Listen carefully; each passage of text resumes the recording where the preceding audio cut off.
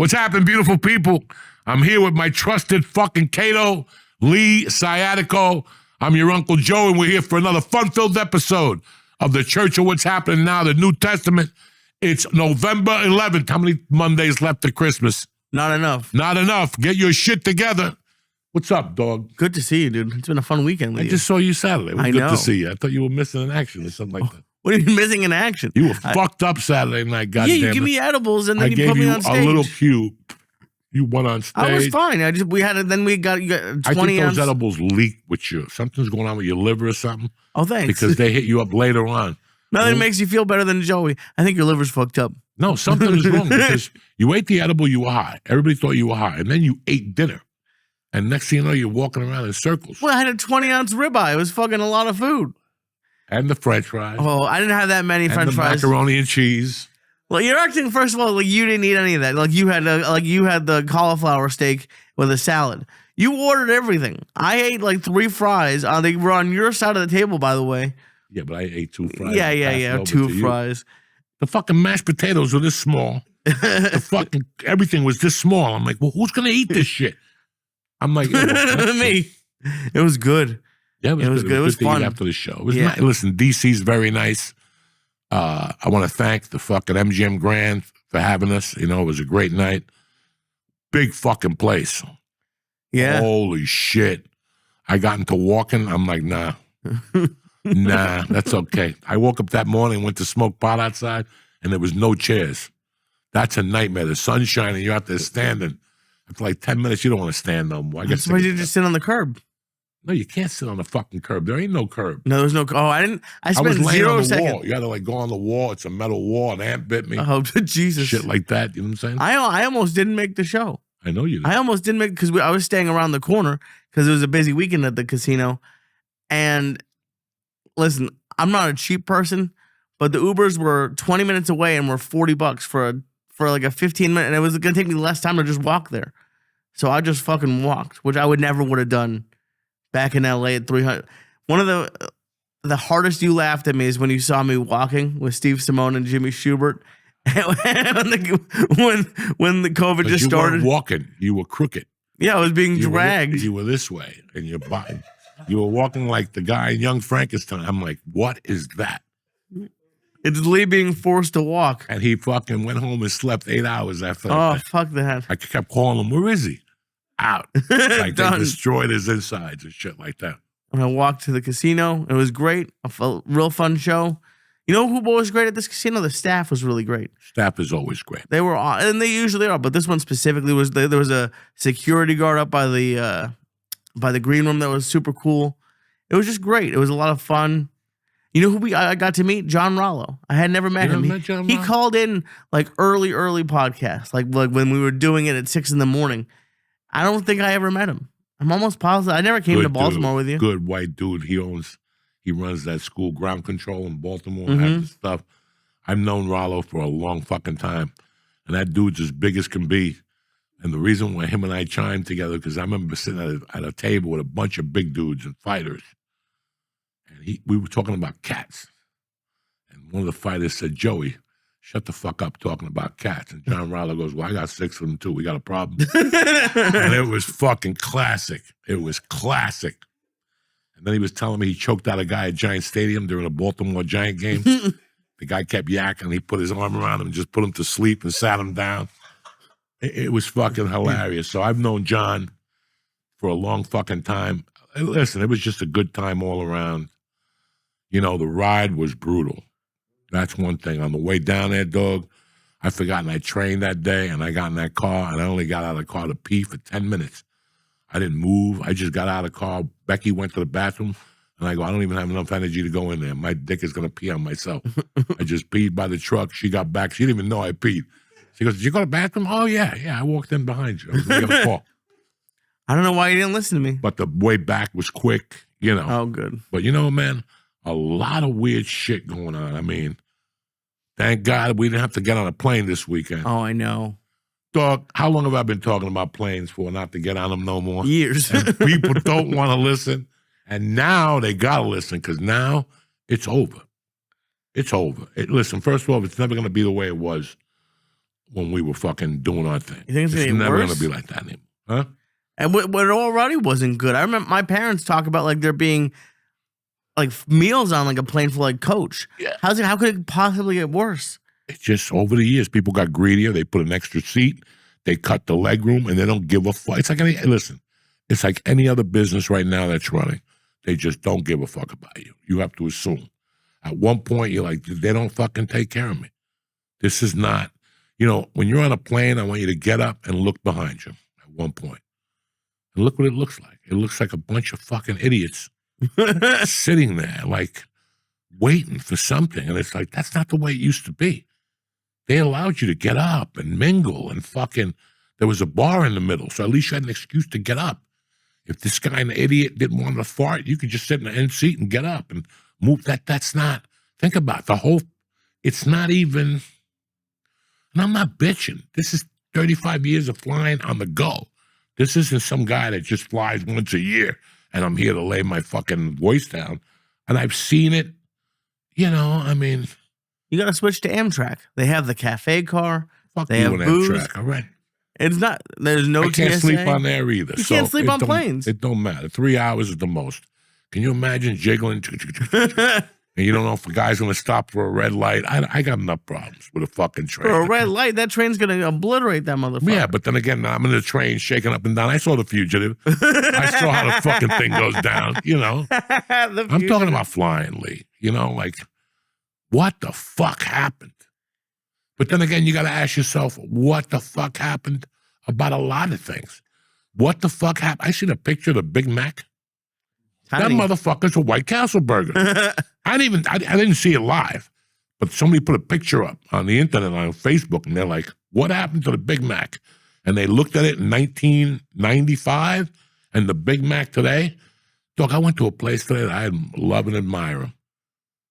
They make fresh juices there, and they're delicious. But let me tell you something. Every time you get one of those juices, it's $11. Yeah. $11.50. Everything's $11. And I mean, it's like a regular freshly squeezed juice, but it's fresh. They got the cantaloupe, they got the watermelon, it's good. I went there today, they changed the bottles on you. The bottles are a little smaller, but everybody's doing that. Go to your favorite restaurant and get a salad. It's not a salad bowl anymore. It's a salad dish. What's that? It's a salad octave. What's that shape? That's just a little slant. It's not really a bowl. Octagon? Not a fucking octagon. I don't know. What's a salad octagon? Octagon is a bunch of different fucking things. I'm talking about when there's just a little dip. That's what, I got soup the other day at a place that I go to all the time. They left the soup bowl the same size, but they took 2 inches off of water. Damn. Do you ask them about it? No, I don't. I just don't go back. Everyone's doing it. You just don't go back. They Dude, try look to at trick boxes you. of Cheez-Its now. Huh? Cheez-Its are my fucking shit. Jesus. Cheez-Its, the crackers, the boxes are like little mini, like that you can fit them in your pocket now. They call it shrinkflation, and they're still making things more expensive, but they make it tinier, so you have to buy like 3 of them. The American public is getting their ass kicked on a daily fucking basis. So this Thanksgiving, the average plane ticket to travel is $750. So if you got a family of 4, that's $3,000 at least. You don't know when you're going to take off, and you don't know when you're landing. You might make it to grandma's, or you might not. Can you imagine? I give you $3,000, and that's to sit in the back and smell funny with foreigners and shit like that, and convicts, okay, and fat people. Yeah. In the back that don't want to pay for the middle seat up in front or whatever the fuck they do. You're back there sniffing all that shit for $3,000, and you don't even know if you're going to make it there. And that's what depresses me about the whole thing. And that's why I tell people before, why would you it's like me going on stage with no material, like just taking off a year and going on stage at the Garden expecting to kill. What do you think is going to be different? I don't want to ever do anything on a percentage basis. Think about it. If you want to, what if tomorrow something happens, you got to fly, go see your dad in Florida. It's an emergency. He's getting old, right? Now you can't even count on that no more. Can't count on it. I don't even know if I'll make it there, but that old man fucking dies by the time I get there. Even private. Even private, they're not taking off, I heard. No. So it's not like you can even get around it.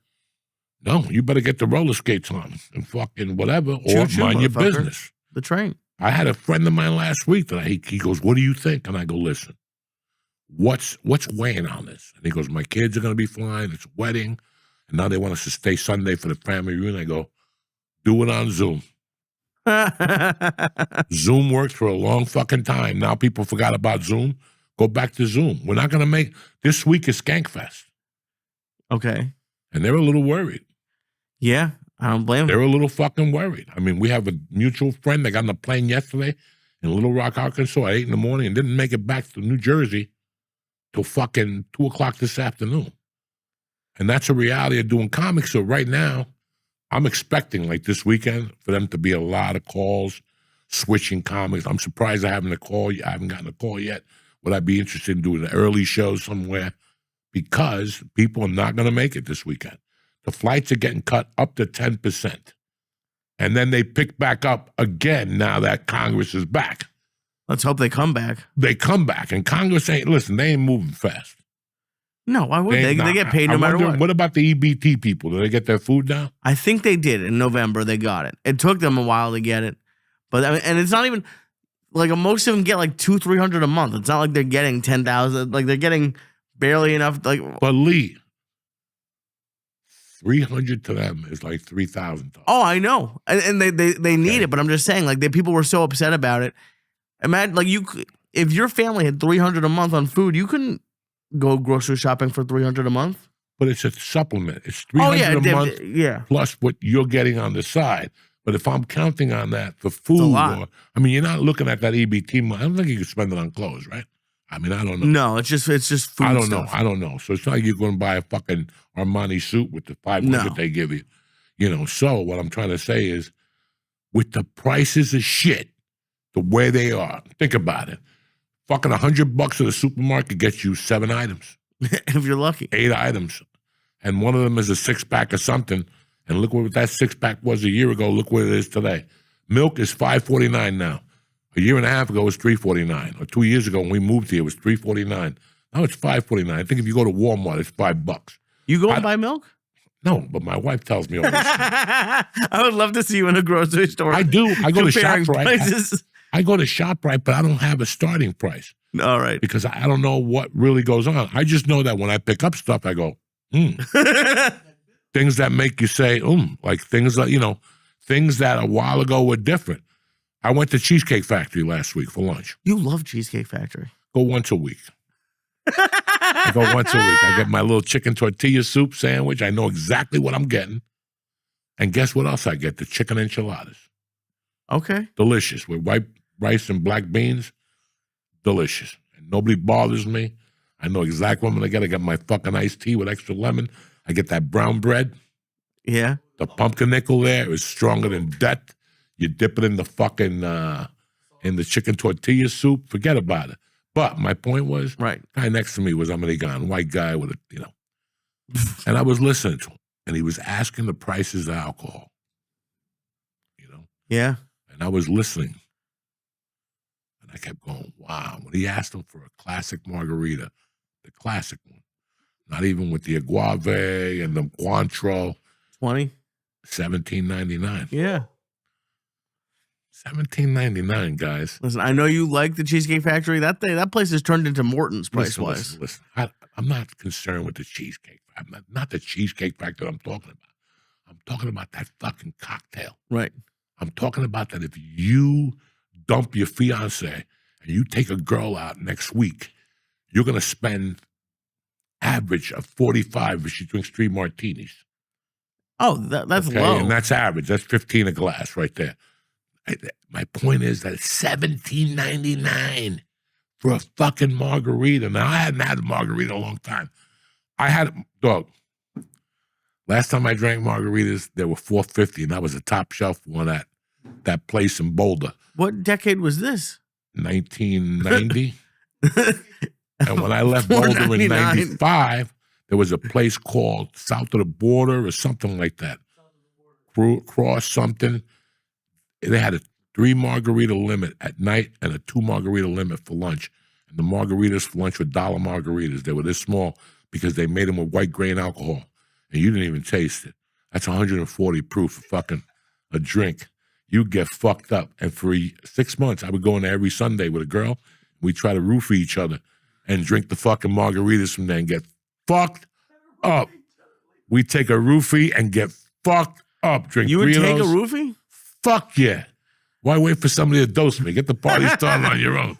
I wanted to see what everybody was talking about. What does a roofie feel like? Do you like it? Great. Yeah, it's great. I'll do them again if I can find them. But you can't ask somebody, where can I buy those? Because they'll think you're a freak. Right. You want it for Somebody's got yourself. to come to you and go, you want the same chemical that's in Rohypnol? I think that's what it's called, Rohypnol. Yeah. I don't know. So That's yeah, I pretty used to good. roofie her. We used to roofie me. We used to roofie each other. Jesus. That's romantic. Bro, that's the way to do it. Fuck these little guys that go on the, Would the you horses. even know if you hooked up, or would you just wake up next to each other, pass the We fuck just out? wake up next to each other and I'd look to see if she was naked and I was naked. And there was splatter, blood splatter, fucking juice splatter, Oh my a god. towel. So I knew something happened. The room smelled funny. You know what I'm saying, Lee? Oh, I love that.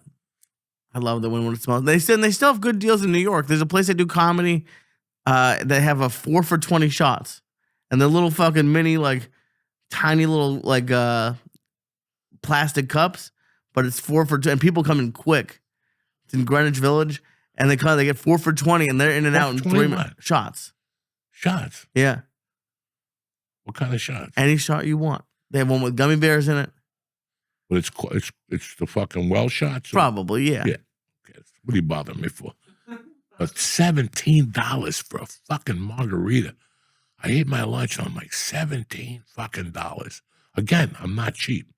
But if I had 2 of those, that's $36. You're not cheap, but it really, like, why does it upset you so much when someone else is paying you? For someone who's not buying a margarita? Because I'm not worried about me. I'm worried about the kid in college that wants to take his girlfriend out. I worry about George and his ex-wife and their 2 daughters when they wanted to go do something. I'm not worrying about me. George always invites me to Yankee tickets. And you know why I don't go?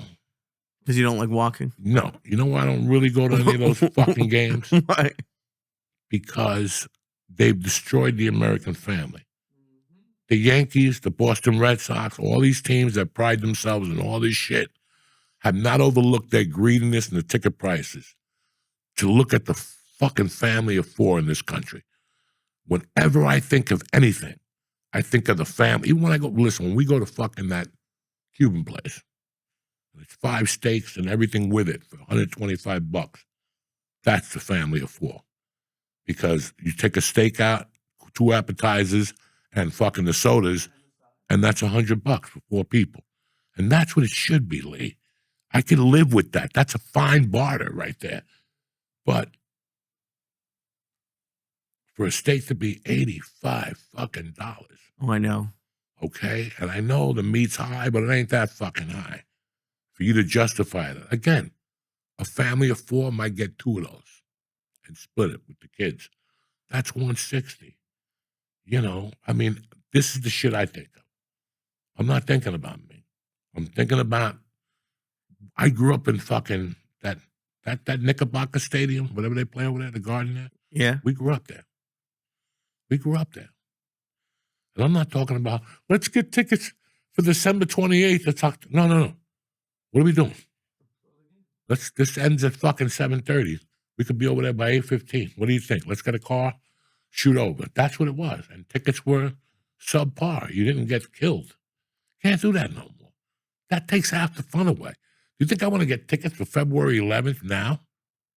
You know how many things could happen by February fucking 11th? And here you are in your casket with 2 sticks of tickets? You know what I'm saying? You know what I'm saying? Like, it took away that for me. Like, when I really get to think about it, I'm like, wait a second. That's all that you see at a ball game as kids. The games aren't for us. The games aren't for fat 50-year-olds at a jet game. They're for kids. You think so? They're for fucking kids, man. And that's what else has happened in this country. We've forgotten. That's why those 50-year-olds, it's acceptable to put a Lawrence Taylor jersey on and walk out there like looking like a fucking idiot. Mm. You look like a fucking idiot. Like your body doesn't even, it's not even cut out for your body. And they put a sweater under it. You know, I mean, what the fuck? So what would you do to, like, is there a way to change it, or you think it's gone? Dog, 10 years ago, they raised the price of luggage because the price of gas went up. Maybe it was 10 years ago. I'm not a genius here. I'm not a gas price analyst. Maybe it was 8 years ago. Price has gone down on gas 18 times.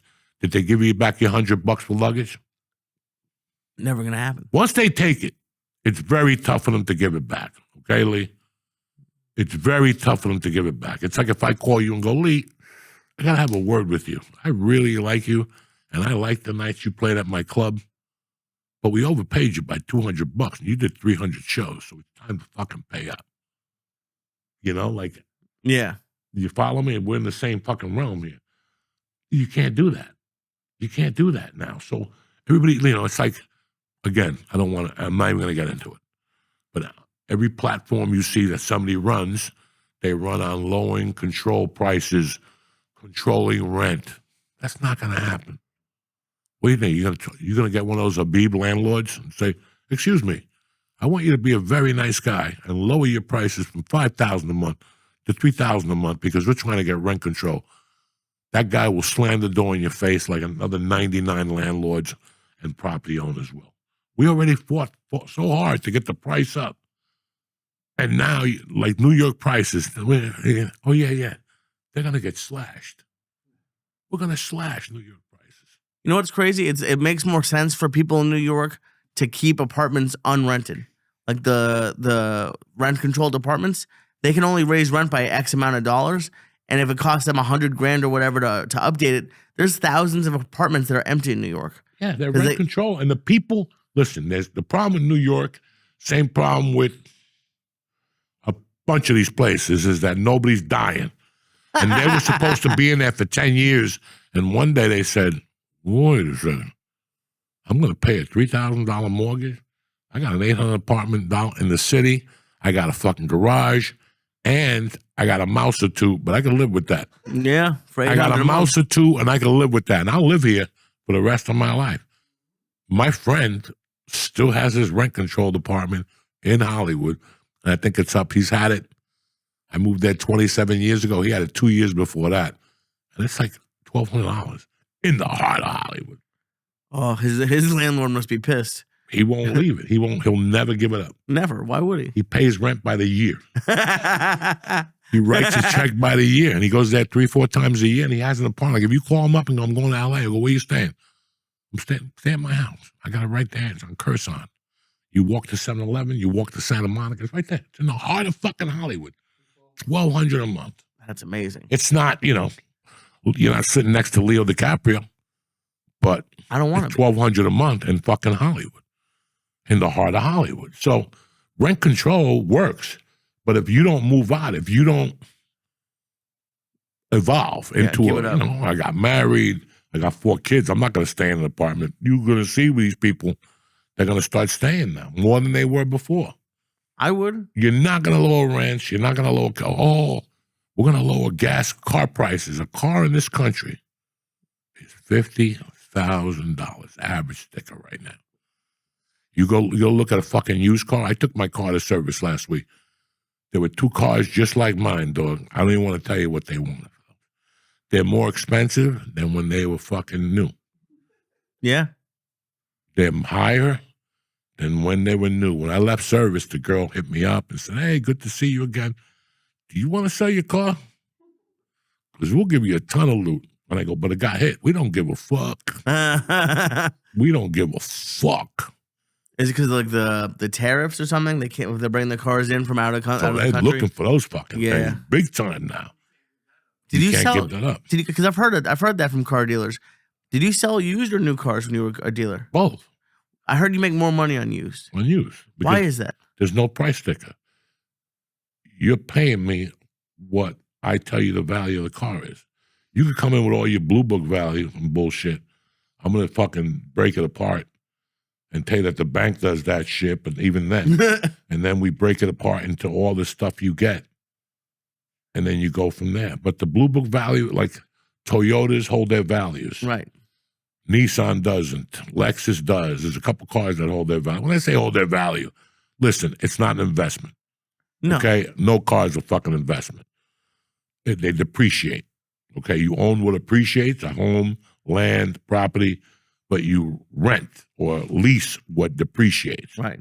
Which is what they tell you to do. Now you can't lease a car because it costs just as much as fucking Does it really? as buying. It should. The prices are fucking unreal. I have like another year on my Unreal lease. to lease a fucking car now. Let's see what happens. You know, so I mean, it's just a car is a fucking. I learned early on in 1988 selling cars. That was an education for me because I learned that a car is by the time it hits the street, it just goes down. And from there, it just goes down and down. And meanwhile, you're sinking money into this thing. And that's why it's smart to be on the 3-year plan before the car blows the fuck up. Yeah, that's what I've always Before it done. takes that next level, after the warranty's expired, that's when you get rid of the car. America can't do that. But they could have years ago. For 20 years, you could, because I wasn't making no money in Hollywood. And we kept leasing cars over and over, and the payment wouldn't change. There was no down payment now. That's gone. Now they want something. All those years we were leasing 500 down. We leased the Mitsubishi and all those Toyota Corollas, and then we started leasing Subarus, and we just kept going with it because I knew that I'm not keeping a car. Bro, after I'm in a car for 3 years, go take a look at that car. It smells like ass from the farts, feet, there's 1,000 dents. You fucking spilled. That's why I don't like food in my car. Because that eliminates the stink. If you put an apple in there and the apple falls under the seat, then you got stink for fucking 3 months in your car. That's why I don't like food in the car. Like, I love soup, but I won't put a soup in my car. I'll eat the soup there. Not hot, sour, not nothing. I don't give a fuck. Who's asking you to eat soup while you're driving? No. You didn't. I said it wrong. When I go to a restaurant, I never take soup home to go. You can't even take it to go? No, because it's going to spill. You got to assume it's going to spill unless they give you the right fucking box. Chinese people know how to package fucking soup. They do it perfectly. Oh, with the cardboard on the bottom? Yeah, I love that. But if you just get soup and pork fried rice, it's like putting Biggie on one side of the seesaw and putting fucking an HIV person on the other side. Now you get some guy to cut you off, you stop, ba-boom, in the front seat. Oh, yeah. And now you got soup everywhere. Forget it. No soup. Nobody wants soup. Why, but why? Like, I don't understand. We were talking about the companies. You were an old salesman. Like, I think I got ripped off getting an oil change this week. Like, they told me, like, oh, you need the fucking gas tank. Well, like, there's something you put in the gas tank, some liquid. And the salesman always fucking, I don't know. I think they take every opportunity to rip us off. And I went to go get a suit for my wedding, and I went to go get a suit, and it had like a little line on the jacket, like down right here. I was like, oh, I don't like that. And the guy's like, oh, well, all the suit jackets have that. Like, no, they don't. And the suit jackets in that style, maybe. But even like. Dude, I can't tell you, and because you were a salesman, I've run into so much either creepy salesman stuff or just people who don't give a fuck when they're trying to sell you, and how much of it, like, when you're spending a lot of money, it feels good to have someone like treat you nicely and not try to rip you off at every angle. Because it's not even just the companies. I feel like a lot of these salesmen are trying to rip you off every chance they get. This is how they make money. Like, would they teach you to do that when you were a car guy? Like to like do like the warranties and all that shit? When Dice came on the show, what did he say? Dice does the fucking. Yeah. Now on, Lee does the fucking. But I don't know shit about cars. No, you don't need to know about cars. You need to be prepared. You know how to look on the internet, and you know how to compare prices online. And that's why the car business is in the shitter right now. Because the consumer got too smart over the last 20 years. When I was selling cars, the consumer was an idiot. They didn't have to go online and look at the price of their car and what they got and the rebates and what the fuck is going on. That's why with a used car, still today, you still have a shot of making a little fucking profit because there's no price on it. A price on a used car is what you'll pay for it. That's the price of a used car, is what you'll pay for it. That's it. And would you like look at somebody and be like, this guy has a lot of money, I'll raise the price on him a little bit? No. No? Okay. Not in my world. Listen, when you go on a lot and you go on a used car lot, every idiot knows this. If a car says $13,999, they own that car for $10,000. It's like a $4,000 markup. So you got $4,000 to breathe. Okay, you can start hitting them low from the beginning. Hit them high, whatever the fuck you want to do. It's their decision what they want to do. Now, each used car dealership has an average gross per car. So when I was at Boulder Toyota, they averaged $2,000. Mm-hmm. That's $500 in my pocket. That means every car I'm selling, I'm grossing $2,000. So if I have 10.2 in the car, I'm selling that car for 12.2 plus. Got it. Okay. And that'll get me $500, which is 25% commission, whatever the fuck it was back then. Do you understand me? Right. So, and now when you go on a new car, they have a sticker that comes with the car. Right. But then they got an addendum. That's ripoff. That's not. It's legal, but it's really not. That's a dealer markup for rims. They wax, they undercarriage. Right, that's bullshit. They jerked off on the car. They didn't do nothing. So when you go look at a deal, you don't even look at the addendum. You make believe like it's not even there. It's like, I don't even know what you're talking about. Well, then you'll ask them, just fuck with them. What's the price of the car? And they'll look at the addendum and press the bottom of the addendum. The price is $52,400 for. I just went on Channel 11. They said cars go up to $50,000. How is it an extra $2,900? Right. Well, we added the underbody carriage and the wax and the components so the sun doesn't listen. I didn't ask for all that. So you got to throw that in. Let's start from this number here. And that's where you start bringing out your things. I went to Englewood Cliffs and they gave me this number because everybody's dropping their pants on the way out. Right. They dropped their pants. So listen, how much for that car? $14,199. What's on the sticker? $16,900. What's your best deal? I could do $12,100. He can't do $12,100. He can't do $12,100 because now you're going to take that $12,100 and go to another dealership and get harassed. They can't even do $12,100. The ownership, after they get money back from the dealership, whatever that's called, right, from the car, like if you buy an American car, when you buy an American car, they get money back. The Ford gives that dealer like a $600 rebate. I forget what it's called. There's motherfuckers that'll go in there and go for that. I know you get $600 back, so I want $300 of that. And you're like, oh, fuck. But that's what the internet has done. It Yeah. made the consumer smarter. So when you go buy a suit, what's the difference? You got to be smarter. I did. I left. I fucking left. And I went to Men's Warehouse. Got Perfect. a much better suit. Yeah, chubby. Everybody's chubby in there. Yeah. Oh, dude. They all smell like hot dogs. It was great. amazing. There was 20-year-old. The black dude behind the counter listens to the podcast. And then I went in there and got a brand new, because you sent me in Hollywood, I was thinking about this, to that 3 suits for $300, but like it like lights on fire. Oh, yeah. It like tears apart after one wear. For like $800, I got a suit brand new. Like they measured me because I don't fit in. Where, at the Men's Warehouse? Yeah. Yeah. No, listen. It's called Hollywood Suit Outlet. Yeah. It's on Hollywood Boulevard, okay? When you want a front, you know what I'm saying? Like, it's like they say black people go in there and buy a suit and bring it back the next day after they wear it. It's one of those places. They got the shoes. They got the shirt. You got a belt. You got a belt, shoes, Bro, shirt, socks. Listen to me. $299. You get 3 suits, 3 belts, 3 shirts. I think 1 pair of shoes. I mean, dog. Yeah. You look at the shoes ain't gonna last more than one night. Okay? If those shoes hit water, like if there's water, they'll disintegrate. If it's a little humid. Okay, the suit is a suit to wear for the night. For the night. Because trust me, if you put it on 2, you're pushing, you're throwing spaghetti against the wall. You might stretch for a fork and it could rip.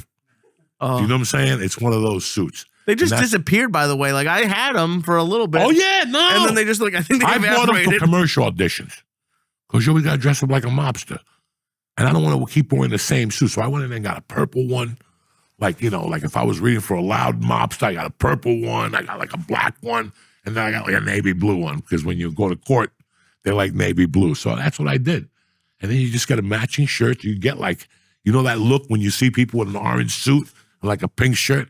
Costs you nothing. This is the chance to do it. You don't want to spend $200 for that shirt. You go home, you're like fucking an idiot. Like a fucking stop sign. You know what I'm saying? So this is the chance to do it.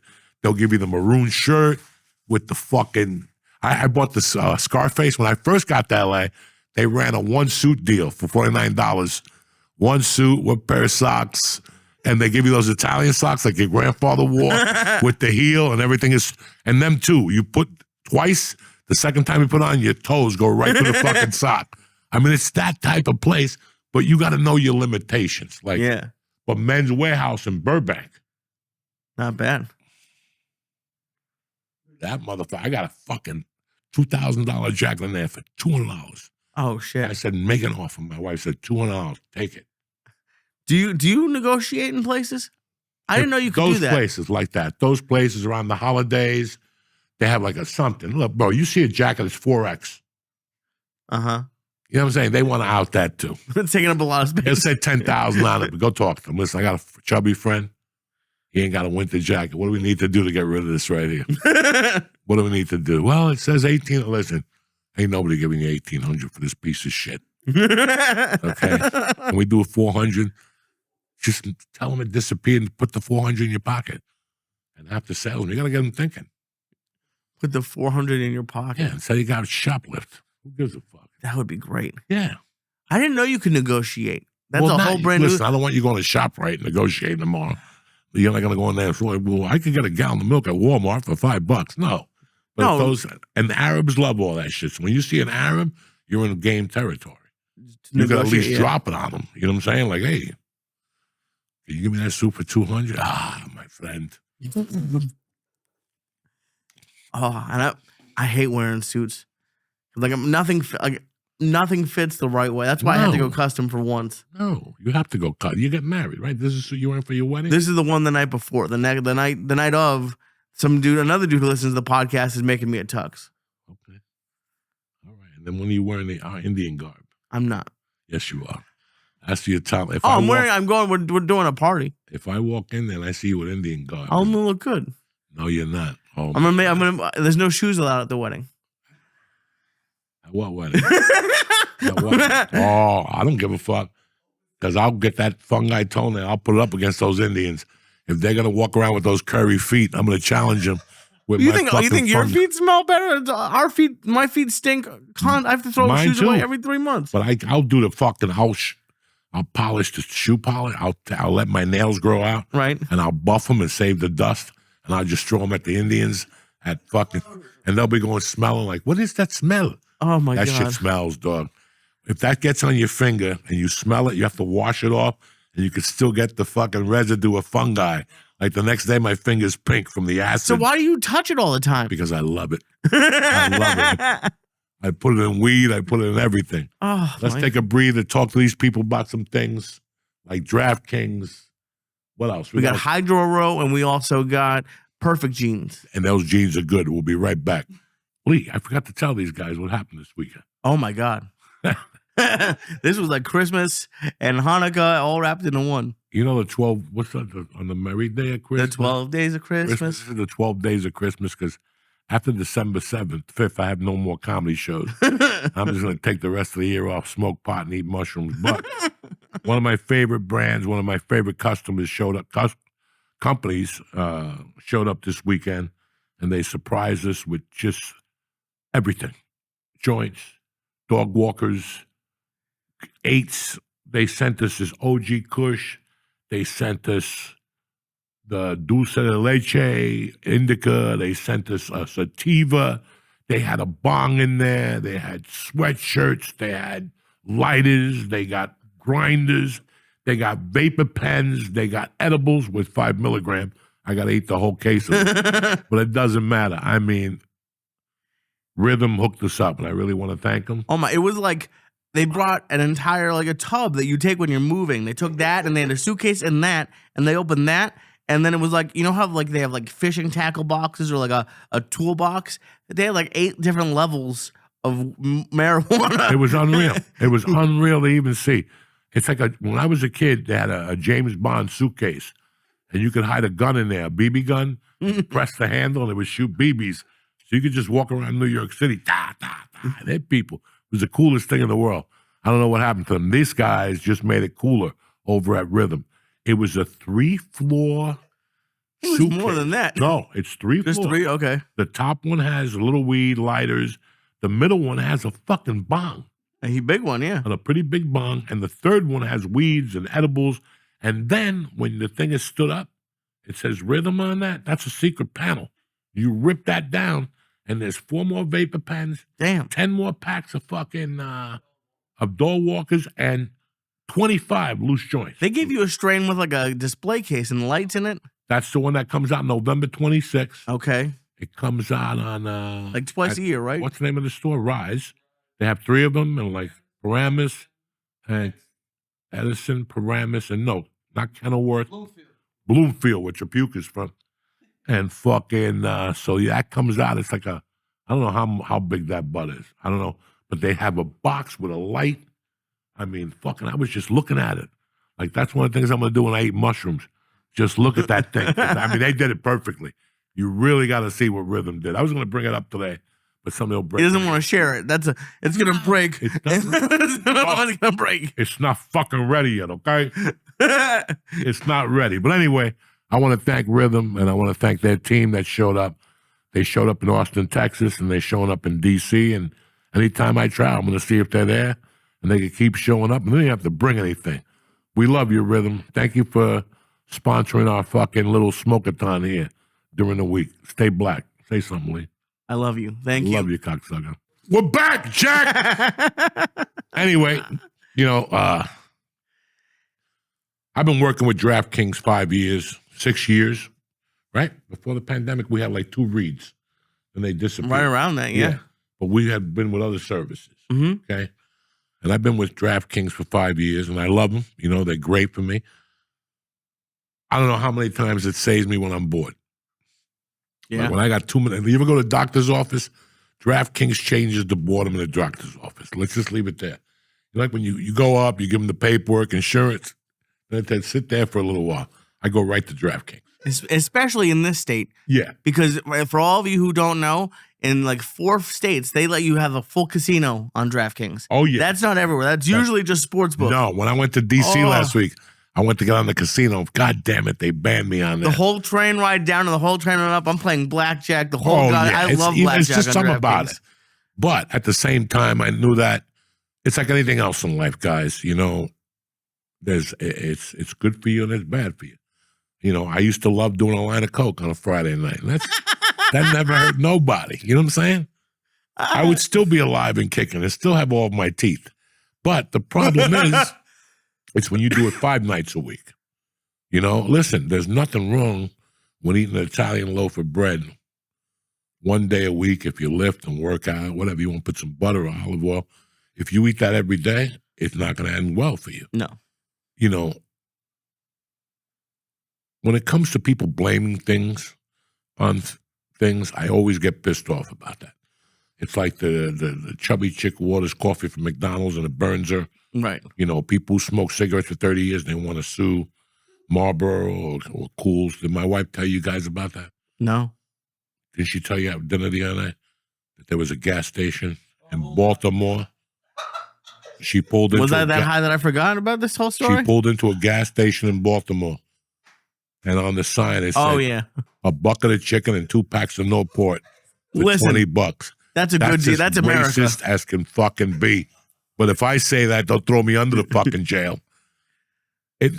Big signs.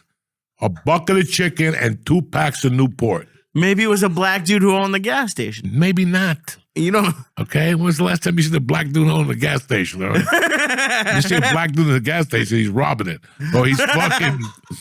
Or he's fucking buying a U or what? Red and butter. What's those things they buy? Red and gold.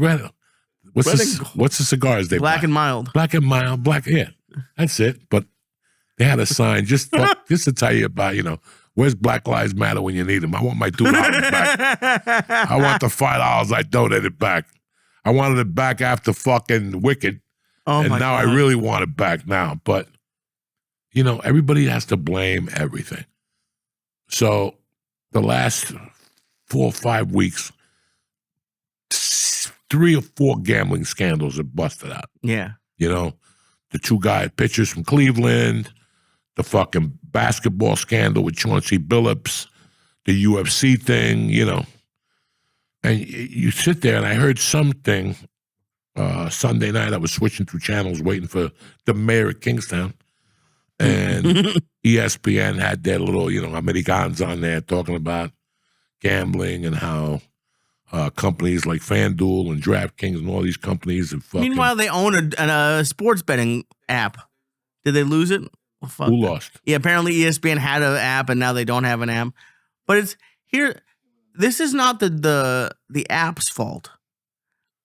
As a former criminal, I'm surprised that you're not more upset at if you're going to place an illegal bet, why are you doing it on something that has all of your information? Why aren't you just going to the casino and doing it in cash? Now, I just don't know. I don't know about this. So somebody has to... Can I walk into Caesars and put a prop bet in? Oh, they need IDs too? Okay, that's still... I mean, I don't mind that. Right. Well, that's what I'm saying. I mean, so you can't... Because somebody was saying, well, the prop bets goes back to the betting sites. And I'm like, wait a second. I know I can't put a prop bet in with a bookie. Okay? Like, I can't call Nikki and go, hey, Nikki, I want first quarter on sixes, whatever. I maybe now, because the draft services do it. So, right. But I thought they were doing it basically with the gambling sites. They are, but that to me, that's lazy. The guys from Cleveland, the guys from whatever. And it's very interesting. But this is more to cheat the system. Mm-hmm. This isn't, guys. I mean, listen, I love DraftKings, okay? And for me, it's called control. Maybe when I was 21, I would have already have sunk DraftKings by now. You know what I'm saying? Maybe I would have owed them money or something. But that's the thing with them. You can't owe them. They take it right out of the fucking account. They don't even take fucking PayPal. No. They don't take my PayPal because it's corporate. Yeah, it's just straight out of the bank. They don't fuck around with anything. But just the hypeness, listen, man, the country's very hip to gambling now. Mm-hmm. We thought that growing up, people gambled, not like they're gambling now. I mean, like we discussed this 2 weeks ago. People are gambling. Drinking is down. Gambling is up in each fucking state. Drinking is down. Because it's a $20 margarita, and you can stay home, drink by yourself, and you don't have to go to a casino anymore. Like you've been telling me for months that Vegas is dead. If you lived in Jersey and had it on your phone, why would you fly to Vegas? Well, this weekend, okay, we went to MGM Grand and whatever, great casino. Yeah, it's fun. Food was great, nice people. I know that they didn't have free drinks on the floor. No. Okay. And I also noticed when we went to the other casino that they didn't have quarter or 50-cent slots. Okay. So that eliminates a lot of things. Listen, all I remember about Vegas is we're going to Vegas, we're going to get drunk, we're going to gamble and get fucked up, whatever. You got drunk from gambling. You went to gamble, and they brought you drinks. Every time I go to Vegas, there's chicks walking around, but they ain't 50 of them. There's like 2. Do you know what I'm saying? They come around 1 an hour. It's like when I used to go in the 90s, they were there every 3 minutes. You didn't even have an empty glass. You could have 2 ice cubes, and they rush right over to you. So things have changed.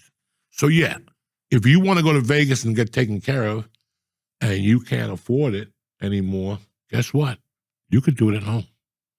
Well, at least I could put disco music on and fucking put lights in my living room and get a live dealer and get fucked up, snort coke, bring a chick over for a date. Think about it. I would love to be able to set something up in somebody's house. You just come over to a gambling fucking studio to their house. Doesn't have to be much. Lights, ding, ding, noises, ding, ding, ding, ding. Hey, give me back my bitch. Whatever. Think about it. It's not. So in your mind now, you could fucking, can you airdrop your phone to that screen? Of course, yeah. Guys, what are we talking about? That's a live dealer. Oh, I love it. I'll do it. I did That's it. a live dealer. I did it on the bus here from New York today. I love it. And you go with a live dealer? It's a real big, thank God I don't live here. I've been lucky the last couple months. The last couple months, I've been real lucky. That's why you take the bus to Jersey. Oh, yeah. It takes a long ass time. I want to take a bus. It's great. It's $3 I'm there for 2 hours on the bus. Now I know why. But that's crazy that you take the live dealer. Oh, We I should love do it. instead of fucking doing it football, we should wait for another Monday Night Football.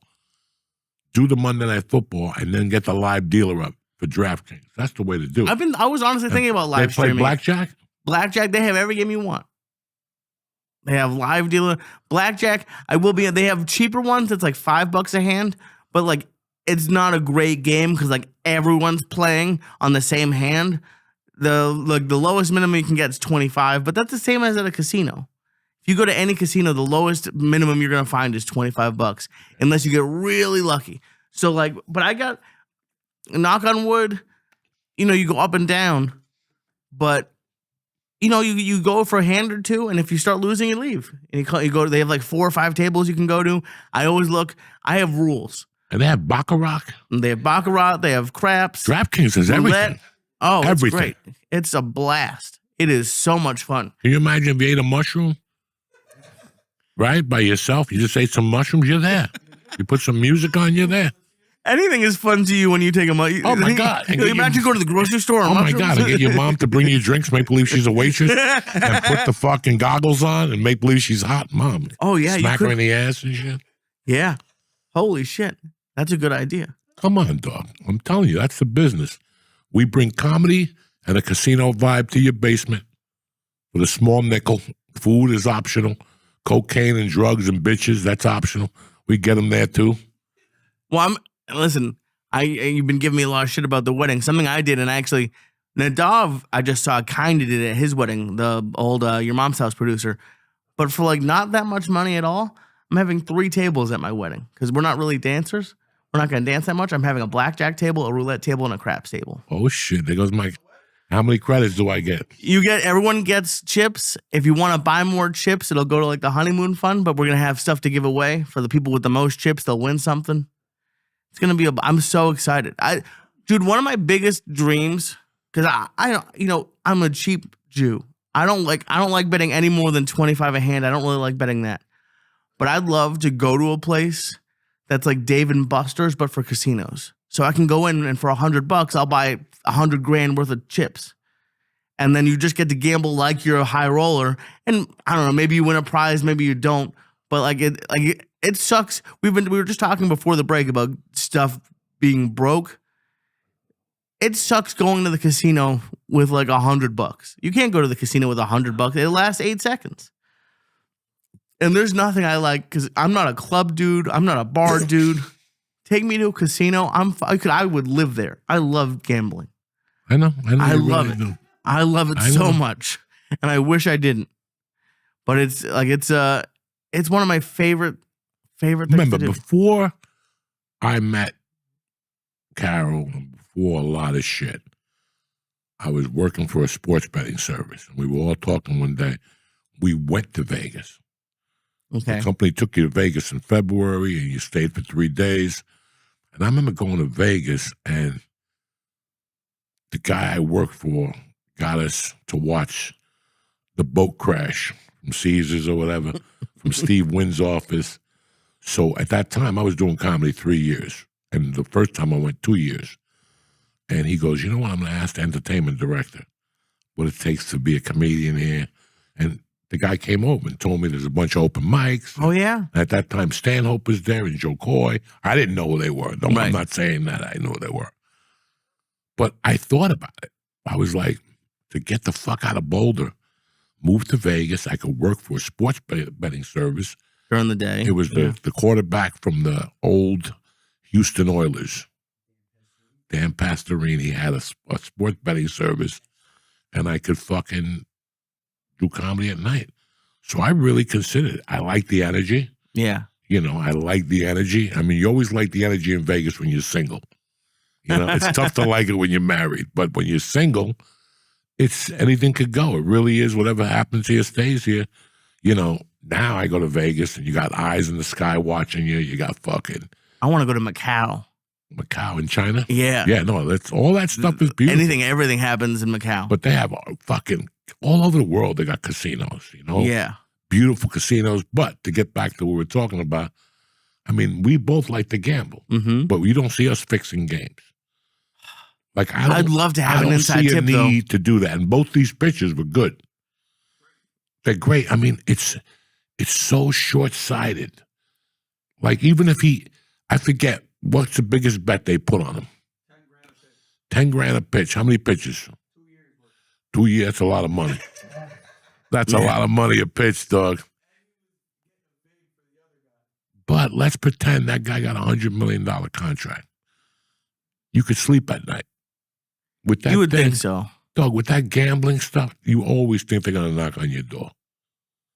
I don't know if anybody understands that feeling.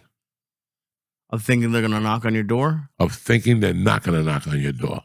When you do something that's so, there's so many moving pieces, you're like, but when there's that many moving pieces, you got to assume they're going to knock on your fucking door. There's too many moving pieces, and there's too many people that are able to talk. And there's too many people that it's just too many moving fucking pieces. If I call you tonight and go, Lee, meet me for Cuban food.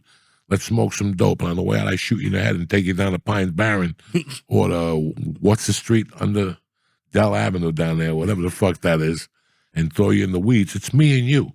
Right. If they find your body, I fucked up. But nobody else. Yeah, if they find your body, I fucked up. But nobody else was with me. If I kill you with 3 people, one of these guys get pulled over for a DUI, got an ounce of coke, he's looking at 15 years, you're done. You're done. That story you thought in the street trust, it's history. Right. So that's what I'm trying to say to you. When you have that many things going on, Jesus, I can't even imagine. I'm surprised they haven't caught more college kids. That's who I would have thought would go for it. Are they? What do you mean? Like, I would have thought, because now college kids can get paid, but before, like, because they were the ones who were, like, they were broke. People would go to them and ask them to, like, shave points or do that. Like, you're right. Like, the Major League Baseball, you think they'd have enough money to be like, fuck you. But it seems like it's a lot of professional athletes. Fucking Chauncey Billups is a Hall of Famer. And he's running poker games. It doesn't make sense.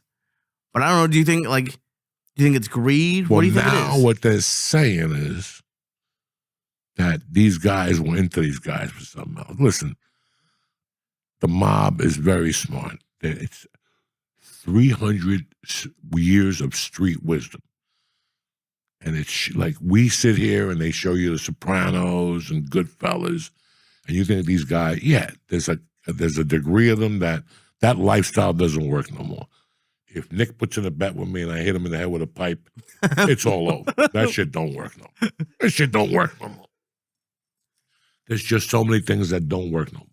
Right. Narcotics, listen, it's the same thing. You sell narcotics, I got 2 guys on the street. I could only control that business as much as I can, which is if I got a kilo a month and I knew I could offer you a half a kilo and somebody else a whole kilo, and I get stuck with a half a kilo, I can move a couple ounces to a friend of mine or 2, I could sleep at night. Right. It's when I got it and I got to put it out there through 9 different people.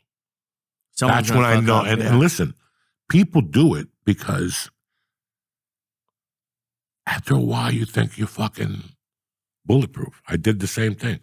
After a while you think you're not going to get caught. You're smarter than people. But eventually, some guy gets pulled over. Some guy smacks his wife.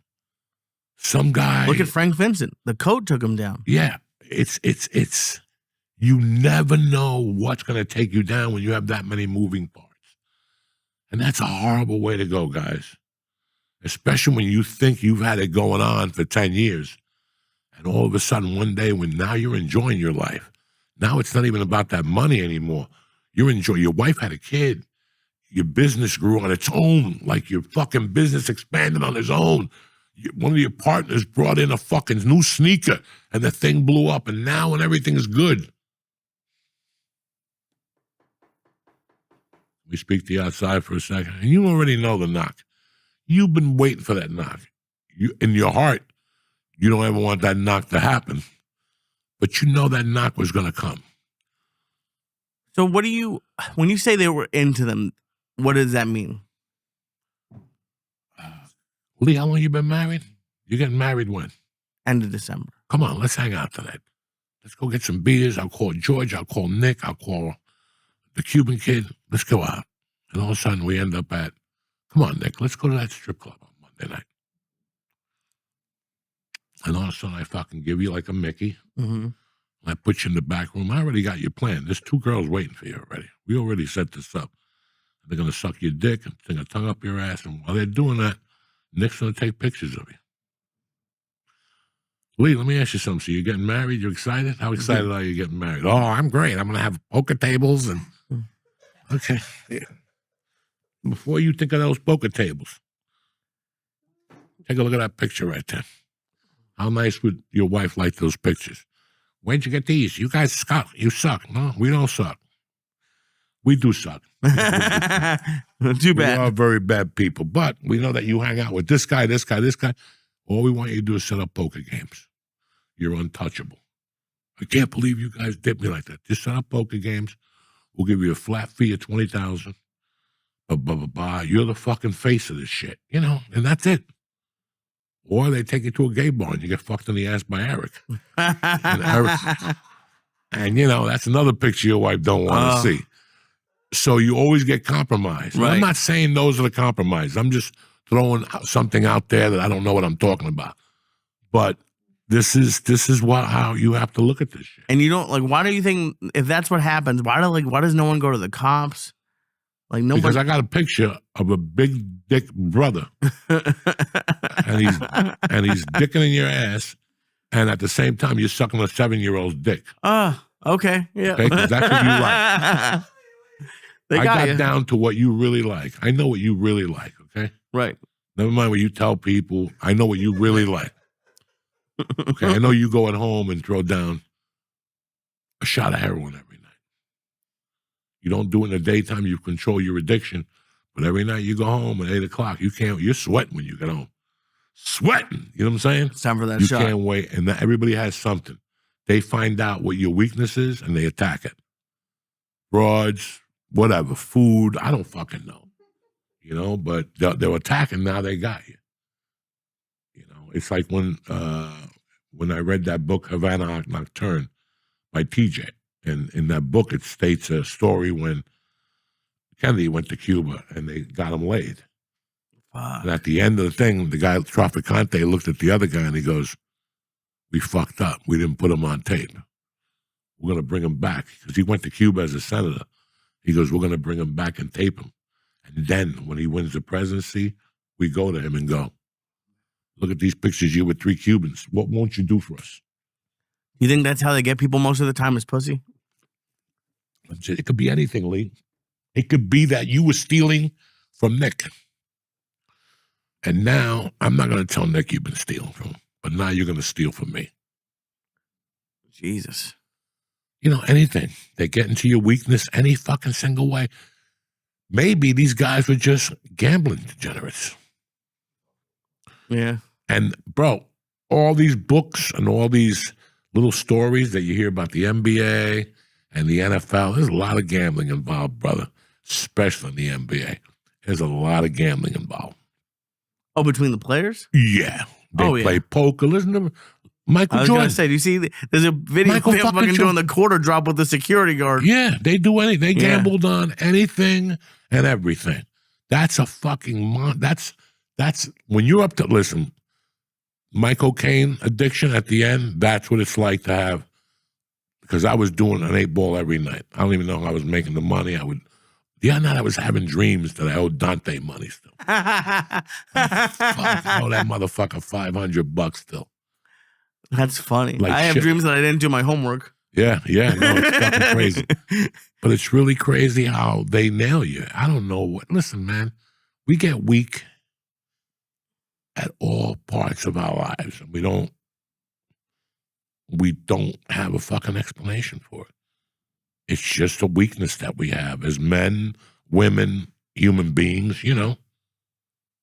It's just, and sometimes your mind plays tricks with you. And like, You're telling me you hate me, but in my mind, I'm hearing I love you. right. I love when you fucking come over. No, you don't. But it's just, it's fucking crazy, Lee. Did you ever get offered like a inside tip on gambling when you were younger? Nothing. Everybody thought they were fucking Houdinis. But let's look at it this way, okay? Michael Jordan, which I'm not accusing, but from the stories we've heard, what was the quarterback when we were kids from the Baltimore Colts? Art Schliessler. He was the first guy. What did he do? I don't know that story. He fucking threw games. Fuck. He threw games, you know. Pete Rose. What do they all have in common? They were gamblers. Yeah. But guess what else they had in common? They couldn't pick a winner, even they were involved with the sports. A good friend of mine once told me, I want you to think about this before you put that bet in. Guys that play the sports, it's like when they call you and go, I got a pick for you, a former NFL player. They can't pick them. I have tons of friends that I quiz them every once in a while. Who you like this weekend? They're the worst. Yeah. You go the other way. They're the fucking worst. When you go on UFC analysts, they're the worst because they're fighters. They look at it. It's like Joe Rogan can't pick a winner. You know how many conversations I've had with him? He doesn't see it like we see it. You know, like tonight, fucking Philadelphia's playing Green Bay at Green Bay on a Monday night. It's flipped. Green Bay are the fucking favorites. Really? Okay? Guess what? All of America's going to bet Philadelphia. All of America's going to, and especially 3 receivers are out. All the receivers are out for whatever. Green Bay. Why are they giving a 1.5? Everybody's, they try to trick you. It's a move. Maybe that you're looking at that, but maybe the answer is the under. Maybe the answer is the under. It is Monday Night Football. You have to look at Monday Night Football and go, what is my utopia here? What is my perfect utopia on this game? Is it Philly and the over? Because that's your perfect utopia. Oh, you're Philly and the over. You know, that's what they want you to bet. But there's got to be something. They got to make money somewhere else. You got NBA tonight? Yeah. You got a full slate tonight on Monday night.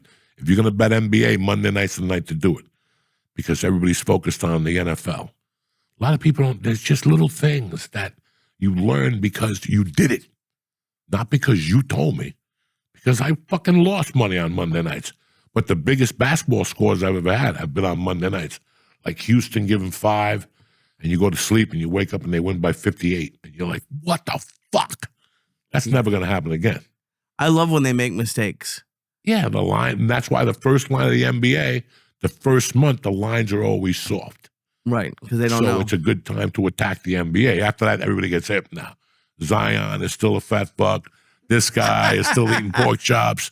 You know, it's kind of weird what you learn, but that's, so when you take all that into consideration, what really makes you think you're going to win?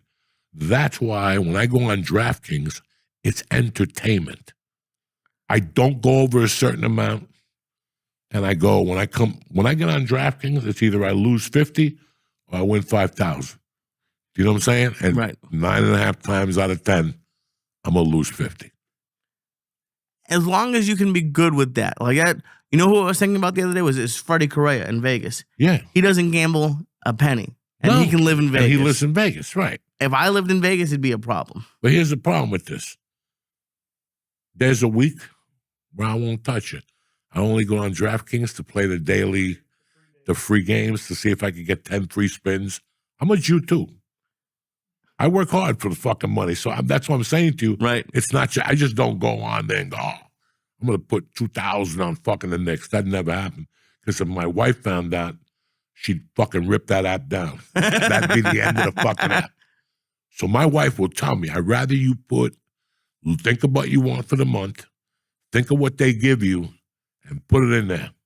And once that money's gone, don't go back. And that's exactly how I do it. Yeah. So if they give me 3 and I put 3 in there, so you know me. Once you start dipping into my 3, I take a few days off and shit. With their 3, yo, you gotta see me. You gotta see me, dog. I'm right there on the phone, pressing, fucking, I got music on. Dog, while I win, I go out and smoke in the garage. I come back, I'm all fucked up. But once it starts dipping into my 3, it's intervals, Jack. That's where you put the safety bet on, because they'll hit you up once a year. Oh, yeah? Do you want to not raise your limits? Oh, yeah, leave it right there. You know, because it's entertainment. It's entertainment. Right. And it's a lot of fun when it's going your way. Oh, it's the best. And it's a lot more fun to win $18 than to win $10,000. I don't know about that. Trust me, I'm telling you. Why would it not be fun to win 10 It's grand? you and your girlfriend. She never sucked your dick before. You've been dating her for 3 months, and now you split a parlay, and she wins 18 and you win 18. They'll suck your dick for the small 18. I don't know why. You can take them to dinner, flowers, they won't suck your dick. But let a woman gamble and win? Oh, my God. It's pussy for everybody. Pussy here, pussy there, pussy here. Everybody, yum-yums, everything. I had no idea. Because it's entertaining. I get food, I come over. But again, it's not entertaining when that idiot goes, I lost 5,000 on this. You know, right away, even you lose your mood. This was just to have fun, to get high, and then to go, Nick, we won 18 apiece. Should we bet hockey tonight? I don't know nothing about hockey. And you put the money on it, and guess what? The thing wins because you don't know nothing you got lucky. about hockey. But then you go read a hockey book and come back. Then you go 18 out of fucking 18 losses. Because that's what they say. You get smart.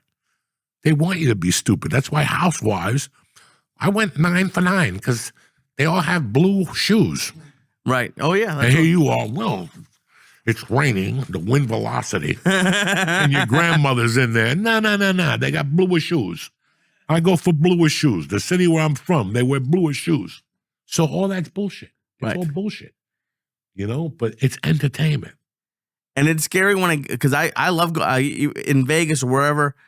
I remember there's something when you go to play blackjack with people around like 11:30 and you see people just hanging out by the ATMs. It's because they've hit their limit and they have to wait till midnight to go back to the ATM. That's fucked up. Yeah, and now some casinos have ATMs at the table. Yeah. They have the little keypad. You put the card right in. These casinos now have ATMs on the slot machines. You can put your card in, do the PIN code, and it goes right to the slot machine. It is. Guys, look, man. I don't know what the median age is of this podcast. It's got to be between 21 and 33 or 34. Okay? And there's some older guys, you know. But I know a lot of young guys listen to this shit. And I'm going to tell you something. I'm not going to sit here and tell you I didn't do this stupidity. I'm not going to sit here and tell you I didn't do drugs. I'm not going to sit here and tell you I didn't gamble. I'll tell you what. I still remember gambling and losing, and my roommate losing money, like big money. God rest his soul. And I remember having a talk with myself and going, wait a second. If I'm going to lose $2,000, I'm going to get something out of it. You know? And what do you get out of losing? Nothing. So I'm going to take that money and buy Coke instead. At least I'll crawl on the floor and look for rocks and snort cinder block dust and toe dust. That's how I looked at it. I'm not proud of both of them. But because of those years and seeing what life is and hearing all these stories, when I go on DraftKings now, I know it's a joke. Like, you guys know I have no sports knowledge. I bet because of George, I bet Aaron run home runs. I go in there and we'll see what it pays for Aaron Judge to do a $10 home run. Sometimes you get 32. Sometimes you get 48. That's what I do. I don't have any knowledge at all. Like, no knowledge. So I know when I'm going in, it's just entertainment. Yesterday, I went to Jimmy's house. They must have been happy yesterday. Yeah, I had the Dolphins because of Jimmy. I'm all excited, but then I go, come on, $20 to win 82. It was like 20 to win 102 if Buffalo came back on the money line. So I just put 20 on Buffalo. I took a nap. I did the same thing. Yeah, we all do the same thing because that's what but it's 20. It's not my rent. It's not the car payment. Yeah. It's not the cocaine money. It's not the kids' sneaker money. It's $20. And I'm okay with that. I earned that this week. I did 1,000 little things that I know for a fact I got a residual check for $28. So I got one. My wife goes, you hit the jackpot this week. You got one for $28 and 3 of them for 1 cent. She goes, I even deposited 3 checks for you for 1 penny today. Because I tell them deposit them. Because no, you need 3 pennies, 6 more. I got a little bit of gasoline. You know what I'm saying? I used to rip those up. Why? When I was poor. You just get pissed off when you opened it and rip it up? because you can't go to check cashing place with a 23-cent check. They're going to take 10 points off the bat. So all I got is 13 cents. So you get a 23-cent check. I used to cash my checks at fucking the liquor store. Oh, the check cashing place on Whitsett in Hollywood. Holy so shit. I never cashed them. And then one day it dawned on me, I'm getting rid of dollar checks. Who am I, Don Corleone? I started, and then my wife's like, yeah, we'll put them on, they won't notice. You put like a $300 check, and then you put the little ones underneath and look around, like make believe. We should do that. We should take you to a check cashing place and see what they do with the 15-cent checks. Oh my God, I love going on SAG and seeing the checks that are coming in. They tell you the dates and how clear they are, like how much you're going to get clear. But if you go on the checks in development, then you see what's really coming? Then you see everything. But there's always like 42, 28. Like when you first book a show, the first residual is the amount that they paid you. So you're like, oh shit. When that motherfucker airs, you're like, oh shit. But then it just keeps going. Then you get like, so like you do a co-star. Like when I did a co-star, it was $1,250. For $1,250, I'd stab you in the fucking neck. So you're gonna pay me to pick up garbage on a TV show, $1,250, and people gonna see me? Fuck yeah. So $1,250, the first Law and Order, you get $1,250. Then if they play it again that summer, you get $1,250. Like, oh shit. But that never happens. But the next time is $450. So when they play it into the next season, it's $450. Then you pop off two $450s. Then once you go to TNT, those late night ones, then it starts at like $252. And it goes down to $130. Then after that, it's a cold day in the desert. You know what I'm saying? Like I got a check for Cocase, and it was like 18 cents. Yeah, but imagine if you're on a show for 10 years and all the checks you keep getting. Oh, shit. That's why when I look at some of these guys, I'm like, they're not starving because those residual checks come in fucking strong. They come in and they come in like weird things. Like I have, again, and I've said this about everything. If you have, I don't know how to use this example, George's business is a framer. If George had a website and he averaged $300 a month off the website, just people scoping and buying a picture, a giant shirt or whatever. But then he had like a delivery service. Like right now, people are getting out of, what do you call them? Block and mortar. Brick and mortar. Brick and mortar places because my whole business, 80% of my business, I'm shipping anyway. Right. So why do I need this? I got 10%. I got 10 people walking in here every 10 years. You know what I'm saying? The rest, why am I paying it?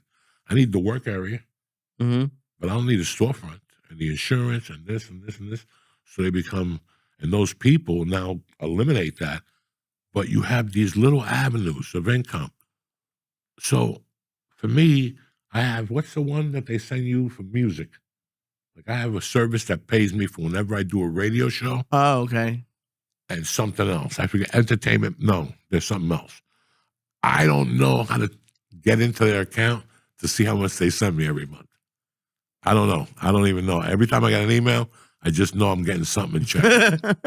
And sometimes it's $28, and sometimes it's $500.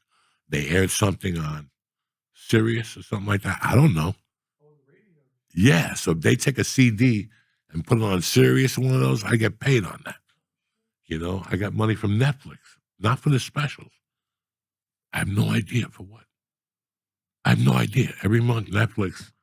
Ari's things, were those on Netflix? No, Comedy Central. Oh, you're right. Comedy Central never paid me for the YouTube Ari things. That's 10 million. Jesus. Downloads. Yeah. Times 3 or 4. Those are crazy. They never fucking dropped me a dime. So do you understand? You got to take the good with the bad. You can't fucking fight every battle because you're going to get robbed in this business. Just don't let them over-rob. Like fucking, you just can't. If that's what they want to do. Everybody listen, the gambling thing, people are going to do what they naturally do, man. Yeah, some people think they get away with it forever, and you can't. You can't. Somebody's going to Especially figure now. something out. Yeah. Now everything's a fucking paper trail. Like I was watching somebody's special, and they were saying that cash is like kryptonite. They don't even want your cash no more. They don't No, want a your lot of cash. places say cashless. What about the airport? You can't get a sandwich without an ATM card or a credit card at the airport. They look at you weird. Yeah. So when you go to Yankee Stadium, you can't use cash? They're getting rid of it on the subway now. They're not going to have those. They don't want homeless people in there anymore. I mean, they're just going to Get sneak the under fuck anyways. out. They want to control everything. That's communism at its best. Mandami. Yeah. Oh my God. They're excited. I just did a show in Harlem and they're fucking really excited about it. All right, good. Let them jump up and down. It's funny, man. I trained Saturday. Listen, I never really recovered from the Wednesday night show. Really? That was rough Wednesday. That was fun. But I burned a lot of energy up there that night for some reason. I had a lot to say. Yeah. I was moving around. It's a smaller stage. Mm-hmm. And I went home that night. I didn't fall asleep right off the bat. Then Thursday night, I slept well. And then Friday, I did some shit in the morning. And then I drove down there. When I got out of that car, I was wiped the fuck out. Like, I had all these plans to go out to dinner Friday night. I couldn't leave the fucking hotel room. I don't even think I even ate dinner Friday night. I didn't. I think she brought me like a roast beef sandwich, a half. That's all I ate with water out of the refrigerator. You feeling okay? You're just tired. I was fucking wiped out. But Fridays, I'm always wiped out. Like, that's why I don't make no plans for Friday night. Because Friday at 4 o'clock, at 1 o'clock. Like, if I did my week, Friday at 1 o'clock, I'm fucking done. So I got, mediocre sleep. It's a foreign bed. She forgot my fan. I brought a fan, but she forgot the other one. So I fell asleep to the noise from my fan. I got up a couple times to pee. And then Saturday, I just woke up a little fucked up. Like, I just wasn't feeling it. And throughout, I got up early. I went downstairs, fucking got high in the morning. I got too high, and I went back up and took a nap. I had breakfast. Breakfast was pretty fucking good. And then I just wasn't feeling it. I woke up, and my wife's like, what do you want to do? And I went outside for a walk, and there was I wanted to get vitamin D. I just wanted to sit and look at the phone. I knew I couldn't go on DraftKings Casino in D.C., so I just wanted to get some vitamin D before the show, maybe write some notes on the phone, and I just couldn't get settled. And fucking, we went to eat. We drove to a mall, and we went to a food truck. Okay. I saw they had a food truck side. I go, you know what, Terry? I don't want to sit in a restaurant, but I do want to get food outside. It was nice out. It was beautiful down there. So I got some chicken enchiladas, shrimp enchiladas from a thing that was, she was as Mexican as could be. So I mean, I want to know what that means.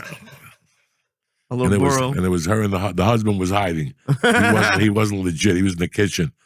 Bro, everything was good. The enchiladas, the rice, the beans. But the best thing on the thing was that salad they give you. It was crunchy, and you bit it with the enchilada. Because I like an enchilada with lettuce on top. It gives it that.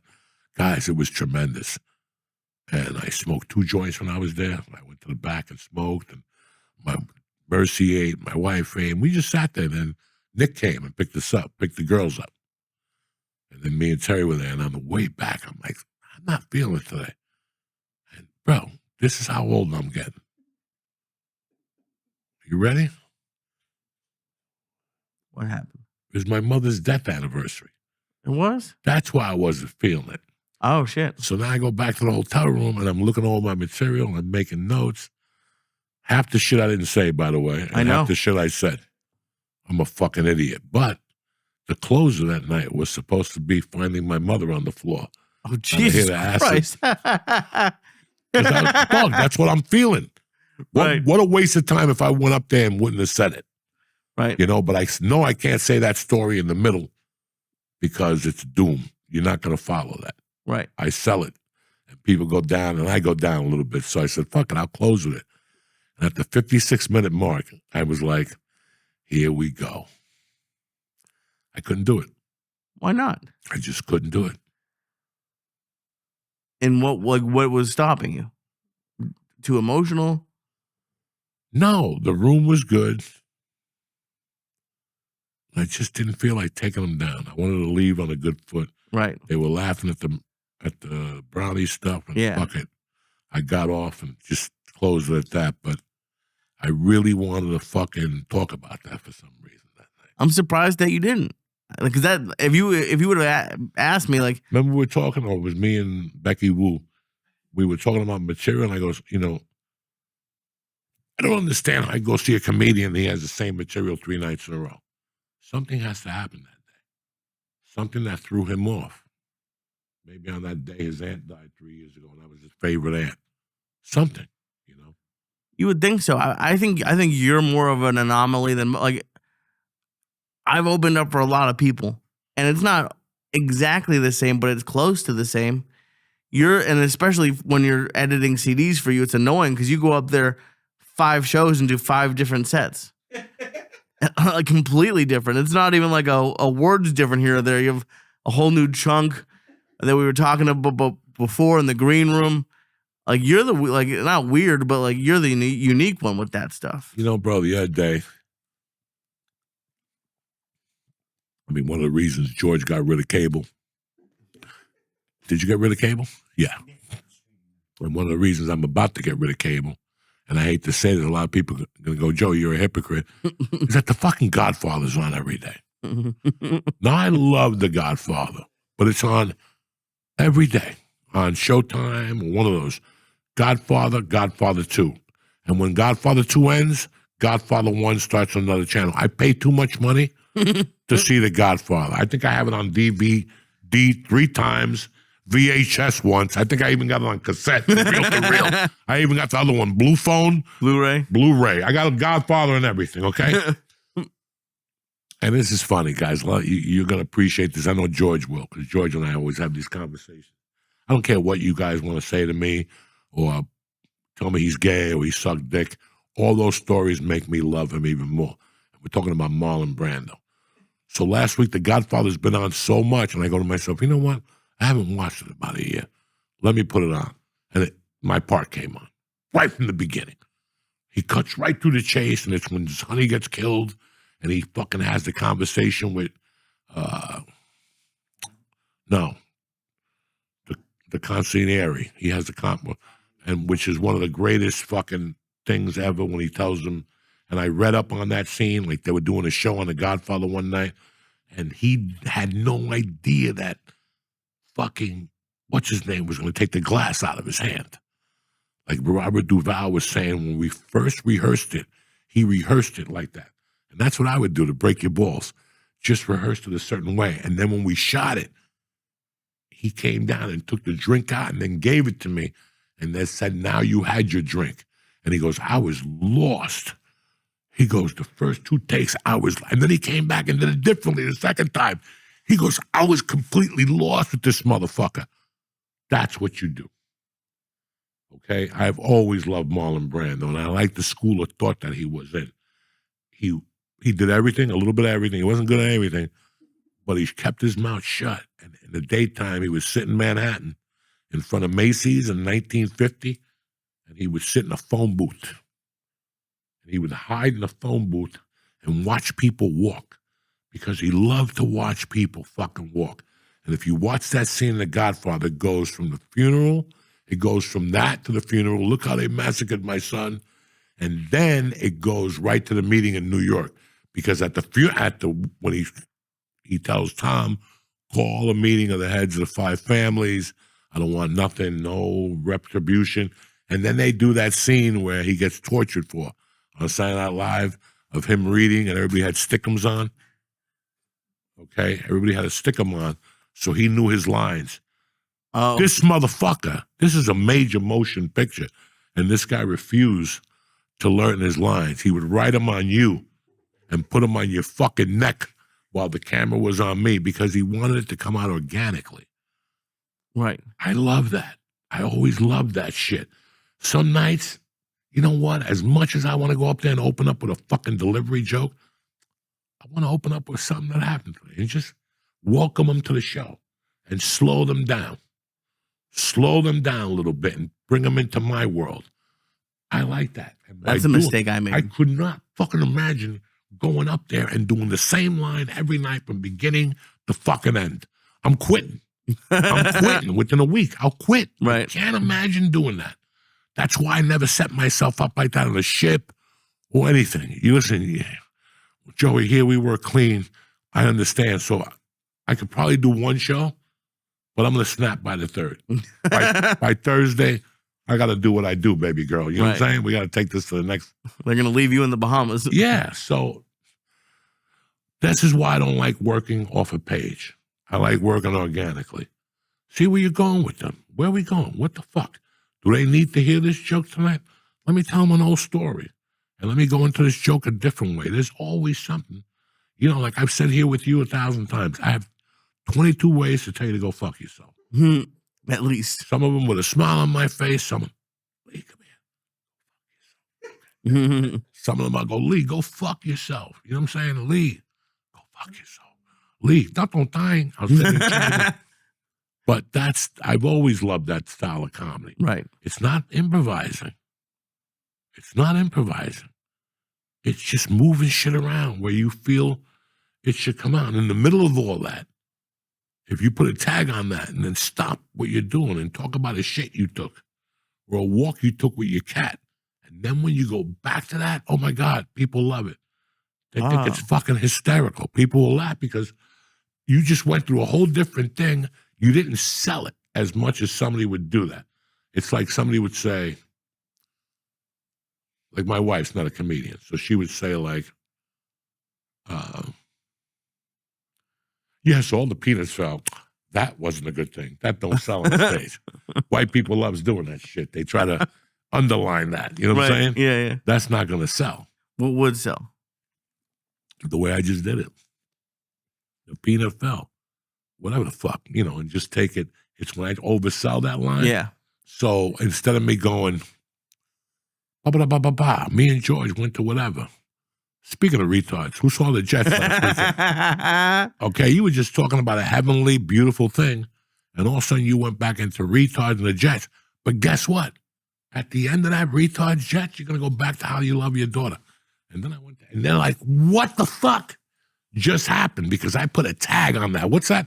The front, what's the top tweet and the top retweet? Pin. I put a pin in that. Oh, okay. So before, that's not done yet. I'm putting a pin in that. I'm just going to take them for a walk on, I just took them on Fifth Avenue, but really quick, I'm going to run down 69th Street and take them on a walk on Riverside Drive. Then I'm going to bring them back to the same spot. So I'm going to meet them on 56th and 5th.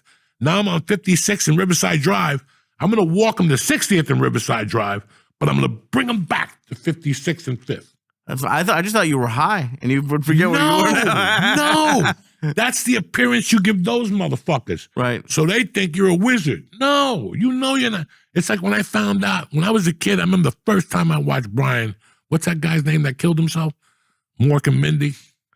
Oh, Robin Williams. First 2 times I saw Robin Williams, dog, I thought I was going to have a fucking heart attack. Yeah.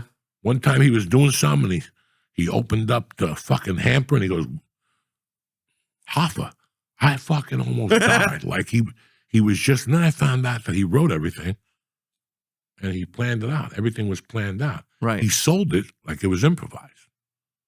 Right. So he sold it like he was spitting, dropping knowledge, but that thing had been well done already. It was fucking brilliant. That's crazy. So it's how you sell it. You could sell it like this is the first time you fucking read it. But once you ever read a book and you read like a couple paragraphs and you're like, wow, that was fucking great. I got to read that again. Mm-hmm. And you read it again and again. Then it takes the sting out after the third time. And then you can move on. You're still blown away by the story. Right. But it loses the element of surprise for sure. I couldn't agree more. What the fuck you think you're dealing with? Did you ever see the show The Bear? Have you watched that yet? The cooking show? Yeah. No. It took me this is my third time getting into it. And it takes about a season. But in the second season, they have an episode with your buddy, John Bernthal. Yeah. They had a great episode with the whole family. And the mom is going nuts. And it's like that. I could rewatch it. I'll never be able to rewatch it in the same way because it's so out there. Like there's also, and I'm sure you never saw Game of Thrones. You ever see Game of Thrones? No. There's an episode called The Red Wedding where like they kill everybody at a That's wedding. your wedding when I go. Listen, The red wedding. Just kill Once me I smell first, some please. Hindu toes. oh I'm my just gonna god, get one of those Hindus knives. you're and gonna stuff. say that like your toes smell great. They wash them. Listen, My toes do not smell great. My toes like my asshole. I could wash it. I could wash it 20 times, wipe it with the towel, and it still has that asshole smell to it on the towel. You're like, what am I gonna do to take this whiff out of mine? That's why I discovered the Uncle Joey loofah, where you put it around your finger and you stick it in your ass to clean the barnacles rim. off the. You ever look at porn? You ever watch porn and the chick's got a beautiful pussy, but her asshole's brown, like around the asshole? It looks like somebody painted it brown, and you're like, I don't need to see this shit. Somebody needs to fucking AI that white, like when you bleaching your teeth, right. you got to bleach in your asshole. So I've always been interested in how to bleach your asshole. Now, I do not want to go to some Chinese lady, have to sit on a table and have to have somebody bleach your asshole. Listen, no bueno at all. Some Chinese lady has to take your asshole hair and put fucking little mascara sticks on it. You know what I'm saying? A little paintbrush. A little paintbrush. But you could do it yourself at home. So you can't. Yes, you do. You get a loofah, you cut it down, and you fucking like stitch it to fit your finger. And you stick your finger like 3/4 of an inch up your asshole, and you go this way, and you'll hear the barnacles dying.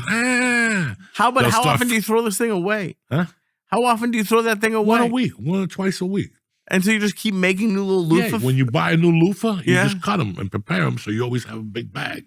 You got a big bag of loofahs. What happened to a bidet? I just installed a bidet again. A bidet is great, but a bidet takes the decay off the top. It don't take that barnacle. If you turn it up to 10, it does. No, it doesn't. You have to help it. That's good. If you soak it first and spray like fucking Febreze, it's not Febreze. What is it? Like some, no, not fertilizer. That's for the Arabs. The other one, the one that you just, like the clean. Okay. Well, get yourself like a cleanser that has like strawberry seeds in it. Like I used that one time, peach seeds. And you just take that and put the finger in and just clean around your barnacle. But even that, my ass still has that wang to it. So I gave up. I do it once a week now. And, You wouldn't get your asshole bleached? You wouldn't go to a place? No. I don't even like getting massages, Lee. Oh, I love them. You don't like massages? I don't like laying on the table face down. Anything could happen. You know what I'm saying? Anything could happen. And anything that can happen is not good. Oh, dude, I gotta be honest. I just got into them a couple years ago. I've had like probably 4 massages. The first one I got was with a dude, and I was not thrilled about it, but it was either my ex getting a dude or me. And I was like, all right, I'll take the dude. Best one I've gotten by far. Like the head just it was a little weird. Like it. That's good. You don't want a little a dude just rubbing your shoulders. It feels nice. I tried, and it just doesn't. The only little woman I liked because it was out in the open was the Chinese lady I took you to. Yeah, that was fun. And she was great. For $40, she was great, Lee. I didn't have to worry about a hand job. Everybody was out in the open. When you walk in, they put your feet in hot water. They put your feet up. They take your shirt off. They rub your shoulders, your fucking hands. They rub your neck. She would fucking stand on a chair and stick her heel into my calves. God. She was a power lifter in China. And then she would start working on my legs and get a stick and do all this shit and fucking, she would, $40. I get off a plane, I go right there. I would drop my luggage at home, smoke a bong hit, and shoot right to the fucking thing. Oh, dude, one day you called me and said, I'm going to be at your house in 20 minutes, wear shorts. And I came down, you took me there, and then speaking of it, we were laying next to each other with like a little curtain in between us, and this woman was strong as fuck. And I had to be like, hey, can you lighten up a little bit? And from the other side of the curtain, he said, don't be a pussy. Dog, this place is great. Oh. And Massage Envy was across the street. It was like a fucking ghost town.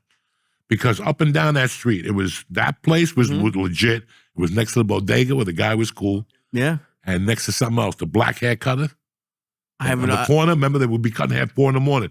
I would be coming up the hill and there'd be fucking 10 cars up there. Black people cutting hair, fucking music. They had a food truck. Fucking unreal. It was the Lancashire and something. Yeah, and there was the little bodega there, the massage place. Wasn't there like a dental office that was never open? Was it that one? And then across the street was Massage Envy and that gym that they tore down. Gold's? No, there was a gym there that they tore down.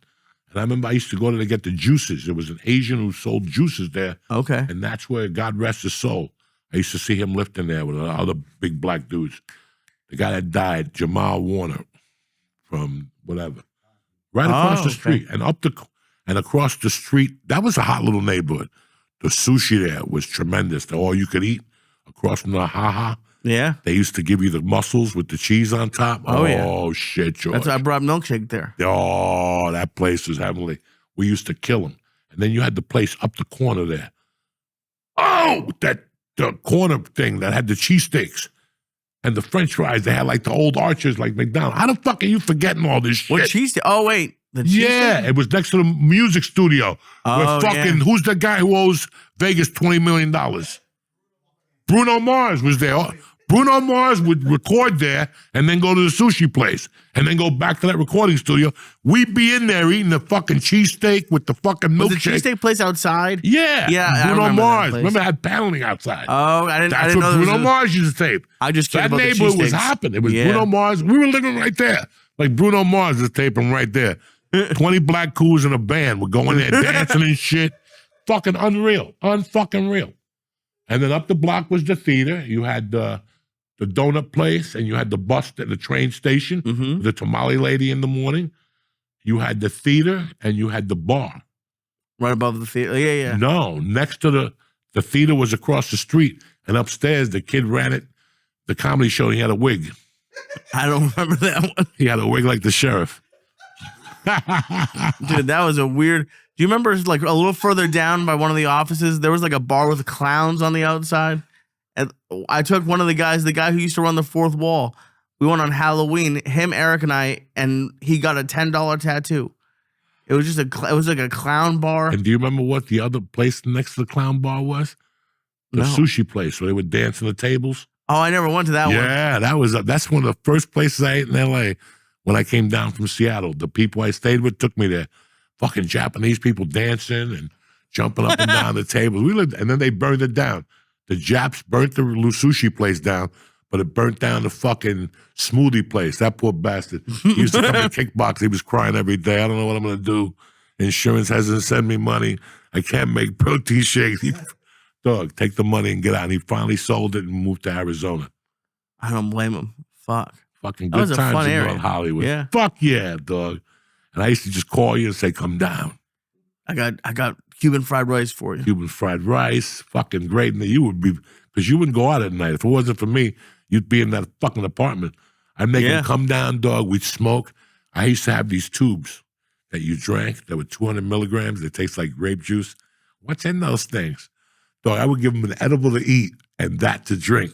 Oh, COVID was a fun time. It's like a fucking edible and fucking a drink. And also like, I'll see you tomorrow. Where you going? Fuck you. I got shit to do, cocksucker. And he lived across from a Bavarian hot dog place that was disgusting. Oh, Wiener Schnitzel. It was Wiener Schnitzel and a Frosty Freeze across the street from a Popeyes. I can't tell you how many times myself and other fat fucks would go from the Popeyes straight, because you could go straight across four lanes of traffic into the Wiener Schnitzel Frosty Freeze line and get an ice cream with the Popeyes. It was good. Oh, my God. Where you at this week, beautiful? This week, Thursday through Saturday, I'm with Josh Wolf at Laugh Boston. And then on Monday, the 13th, I'm at the Grizzly Pear in Midtown. You're beautiful. What time? 9:00. Look at you. Oh, yeah. Lee from the Gazebo. Me, I will be at the Dojo Thursday night at 8:00 doing a bucket show. I think there's a few tickets left. And then Philadelphia on the 26th, Parks Casino, the night before Thanksgiving. It'll be fucking insane. That's it. Take it. We'll see you next week. Stay black. We love you. And don't forget about us, cocksuckers. What's happening, beautiful people? Uncle Joey here with my favorite nephew, Lee Sayat, for another fun-filled episode of the Church of What's Happening Now, new edition. It's Tuesday, The what? What is that? The 4th of November. Tip top. Chick. We're down to 8. Monday is still Christmas. What's chick mean? I don't know. It's something different. You know what I'm saying? What's up with you, dog? How was your weekend? My weekend was good. My weekend was real good. I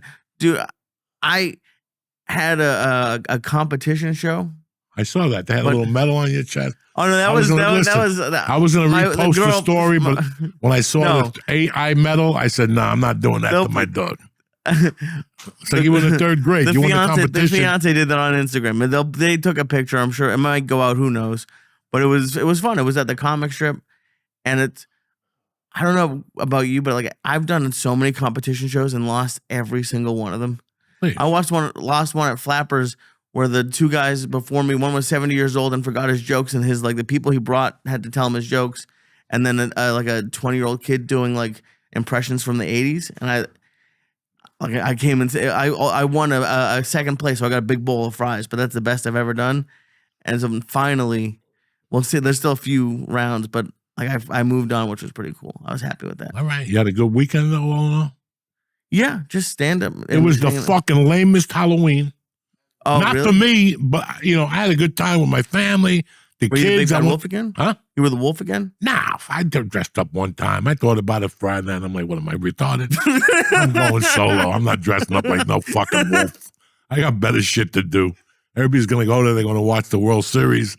I'm going to be sitting there looking like a wolf, looking like a fucking Jet fan when they're losing by 40 with your fucking Jet shirt on. You know what I'm saying? So was Mercy upset or no? No, well, Mercy don't give a fuck if I dressed up or not. As long as I was at the party with her and she got to drive back in the car with me. That's all she gave a fuck about. We had a great time. Nice. There was food, The dads went into the one room. I had a couple edibles in me. I just watched the game, and then I went home, and then Saturday night, I don't even know what I did Saturday night. Oh, Nick came down, and we watched the World Series and got Chinese food. It was a good World Series. I haven't watched the World Series in a while, and those games, I don't know any of the players, but they were fun to watch. Listen, I don't know any of the players either, but it was one of the, I missed the game Sunday. Like Sunday night, I'm like, fuck Sunday night football. I wish there was another World Series game. Like they gave him one more shot. Like America said, come on, give him one more shot. We don't know what happened at home. His foot was off. His foot was on, which I'm not saying nothing bad. What I'm saying is it was an exciting fucking World Series. It was fucking tremendous. But when it ended, it was like the ending of The Sopranos. Really? It ended like The Sopranos. I didn't get to watch the last game. Yeah. I don't know how it ended. It ended like The Sopranos. Like they had a guy on first and second or something.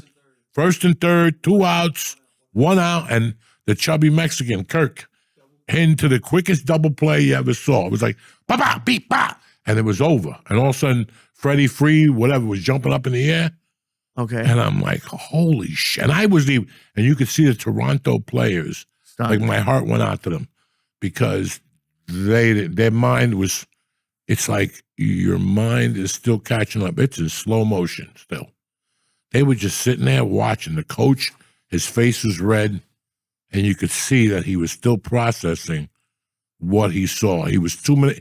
You ever watch a kung fu movie? Okay. They're always 2 minutes behind on the talking. Oh, the dubbing? Yeah. Or there's some channels you put on, and you have the same football game on, but this game is delayed by 10 seconds, so they score, and this game, they're still driving like that. It was like something like that, you know? Yeah, because it starting with the 18-inning game, that's when I knew it was going to be. That's why when I was it's a fucking battle, and we called it on the podcast. We said it that the Dodgers are just not going to go in there and sweep them. Listen, it's a setup, guys. It's always a setup. What was the setup game? Ohtani having 3 home runs and 10 strikeouts. I think they won the series that night. Correct? Well, that was early. Wasn't it game 3?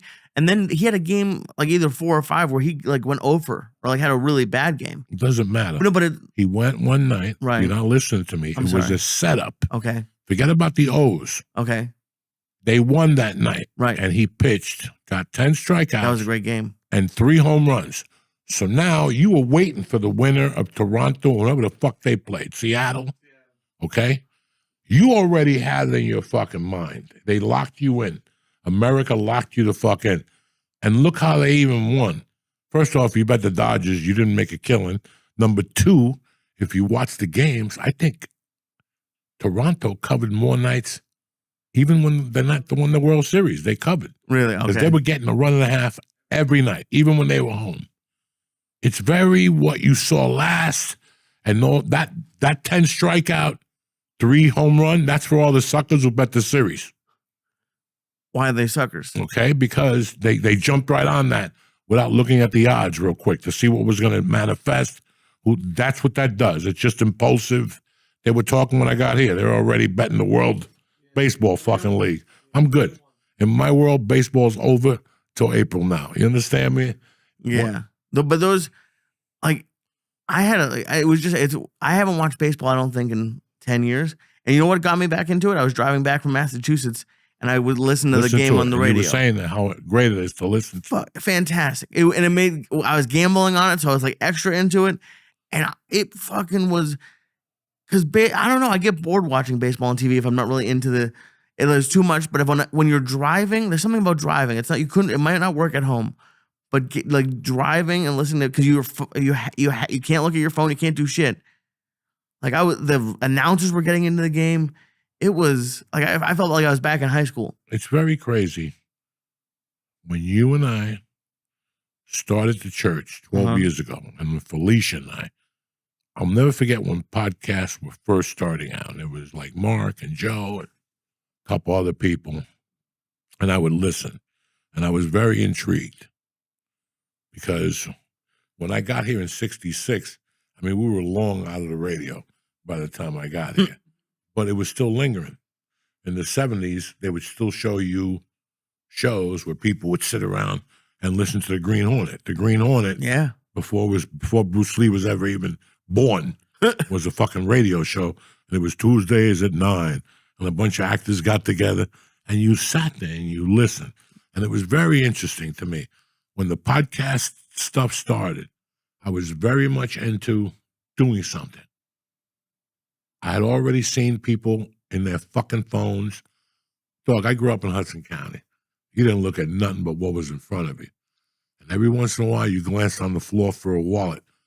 But it was a very quick glance, okay? So when I see people walking and not looking straight ahead, I'm already aggravated. Over the years, I already got used to it. You can't change a whole society of people. You cannot. It drives me crazy when you're looking at your phone and all of a sudden a bomb might go off in the city. And I'm not saying this and I wish this happened. No. Right. I'm just saying that when you're in the hospital, you're like, I wish I wouldn't have been looking at my fucking phone. You know? And when the podcast concept came up, my dick was hard because this is going to get people to listen again. We have completely lost the gift of listening in the last 30, 40 years. We have completely lost it. What's the gift of listening? First off, it's a gift. You have 5 senses. All of them are fucking gifts. But the gift of listening has something more than the gift of yapping. And the gift of listening, it's like when I tell you we fuck around all the time, but I'm not fucking around with you. Go to McDonald's tonight on the way home. Get a cheeseburger. You eat it in your car. You throw the wrapper out. Next time you fly, bring McDonald's on the plane. And see what it fucking smells like on a plane. I don't know what it is. I don't know if it's the oxygen level. I don't know. The chemicals expand or contract. Yeah, I don't know what it is, okay? We don't listen. As Americans no more, we look, and that looking has fucked up our brains. But I'm no psychotherapist. I don't know nothing about that. I'm just saying that people get up in the morning and start looking through reels and shit like that, you know, and start looking through reels. Then there was a time when we listened to music. George, we went on Burger Line on Saturdays, went to one of the 4 album places. You bought the album. You stopped by Nick the Dick's house. Hopefully his sister sold you a joint for $2.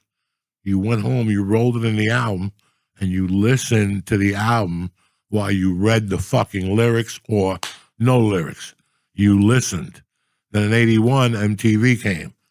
So nobody listened to albums no more. They were just watching videos. So it became a different dynamic. Again, I was going off on Nick the other night. about the cloth we were raised. We were raised under a different cloth up here. It was a certain time, and people at home were going, what the fuck are you talking? Listen, it was a different cloth, okay?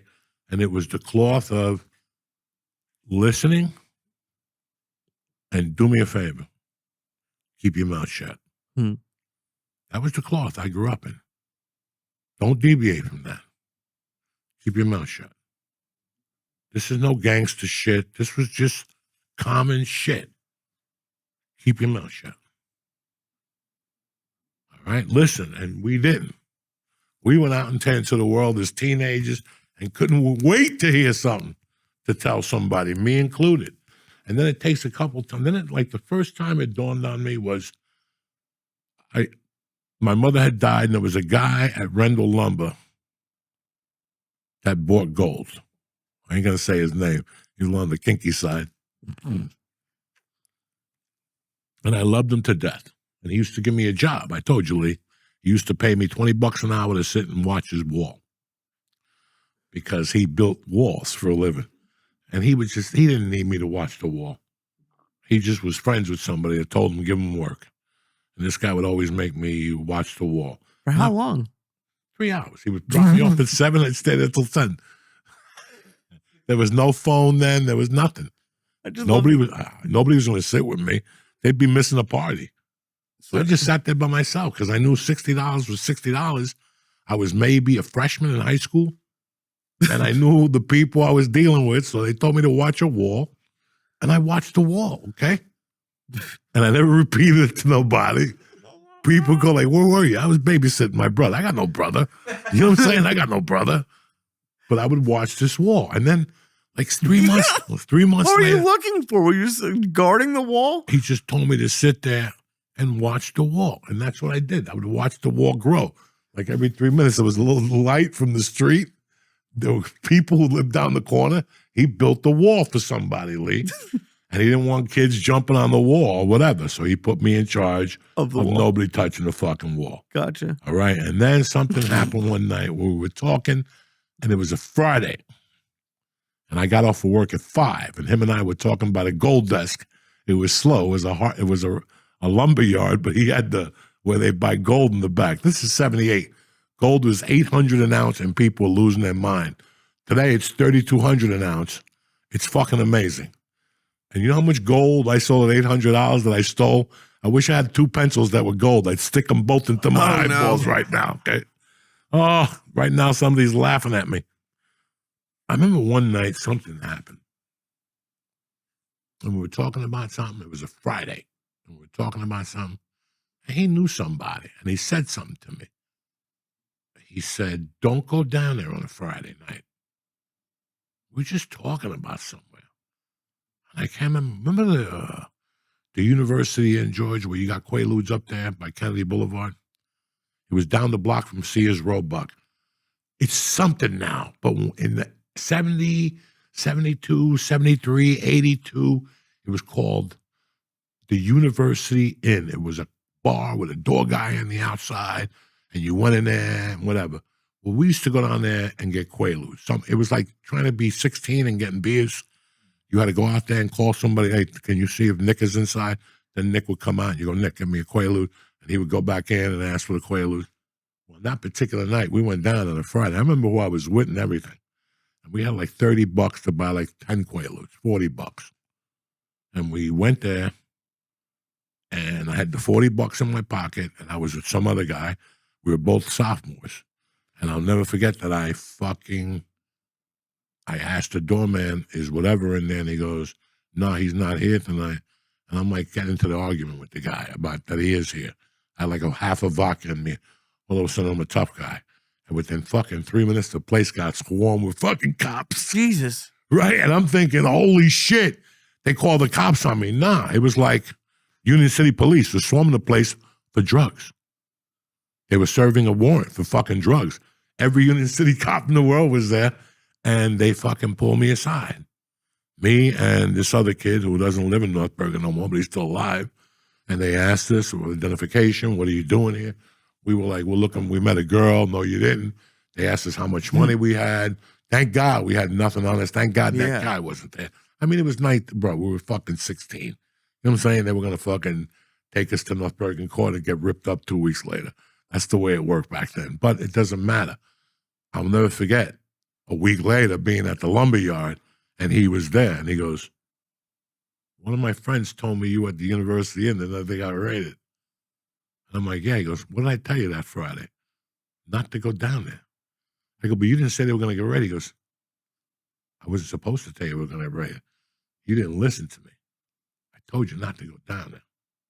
And that always fucked with me from that time. That always fucked with me. And I was maybe 16, that I hadn't paid attention because that's the way I was raised. I didn't read through the lines. They would tell you, the people I grew up with, my mom and stepdad, they would go, hey, don't go over there. And then 3 weeks later, something bad would happen over there. And you go, oh, I understood why. I don't have to tell you why. Why make you an accessory to a felony? I'm just telling you, don't fucking go over there no more. You see him on the street, cross the street. He's a rat, you know. That's the way my parents were with me. They tell me this shit in case they want to come talk to me about something. So it's pretty interesting. And then I got locked up. And they got drilled into me. Listening?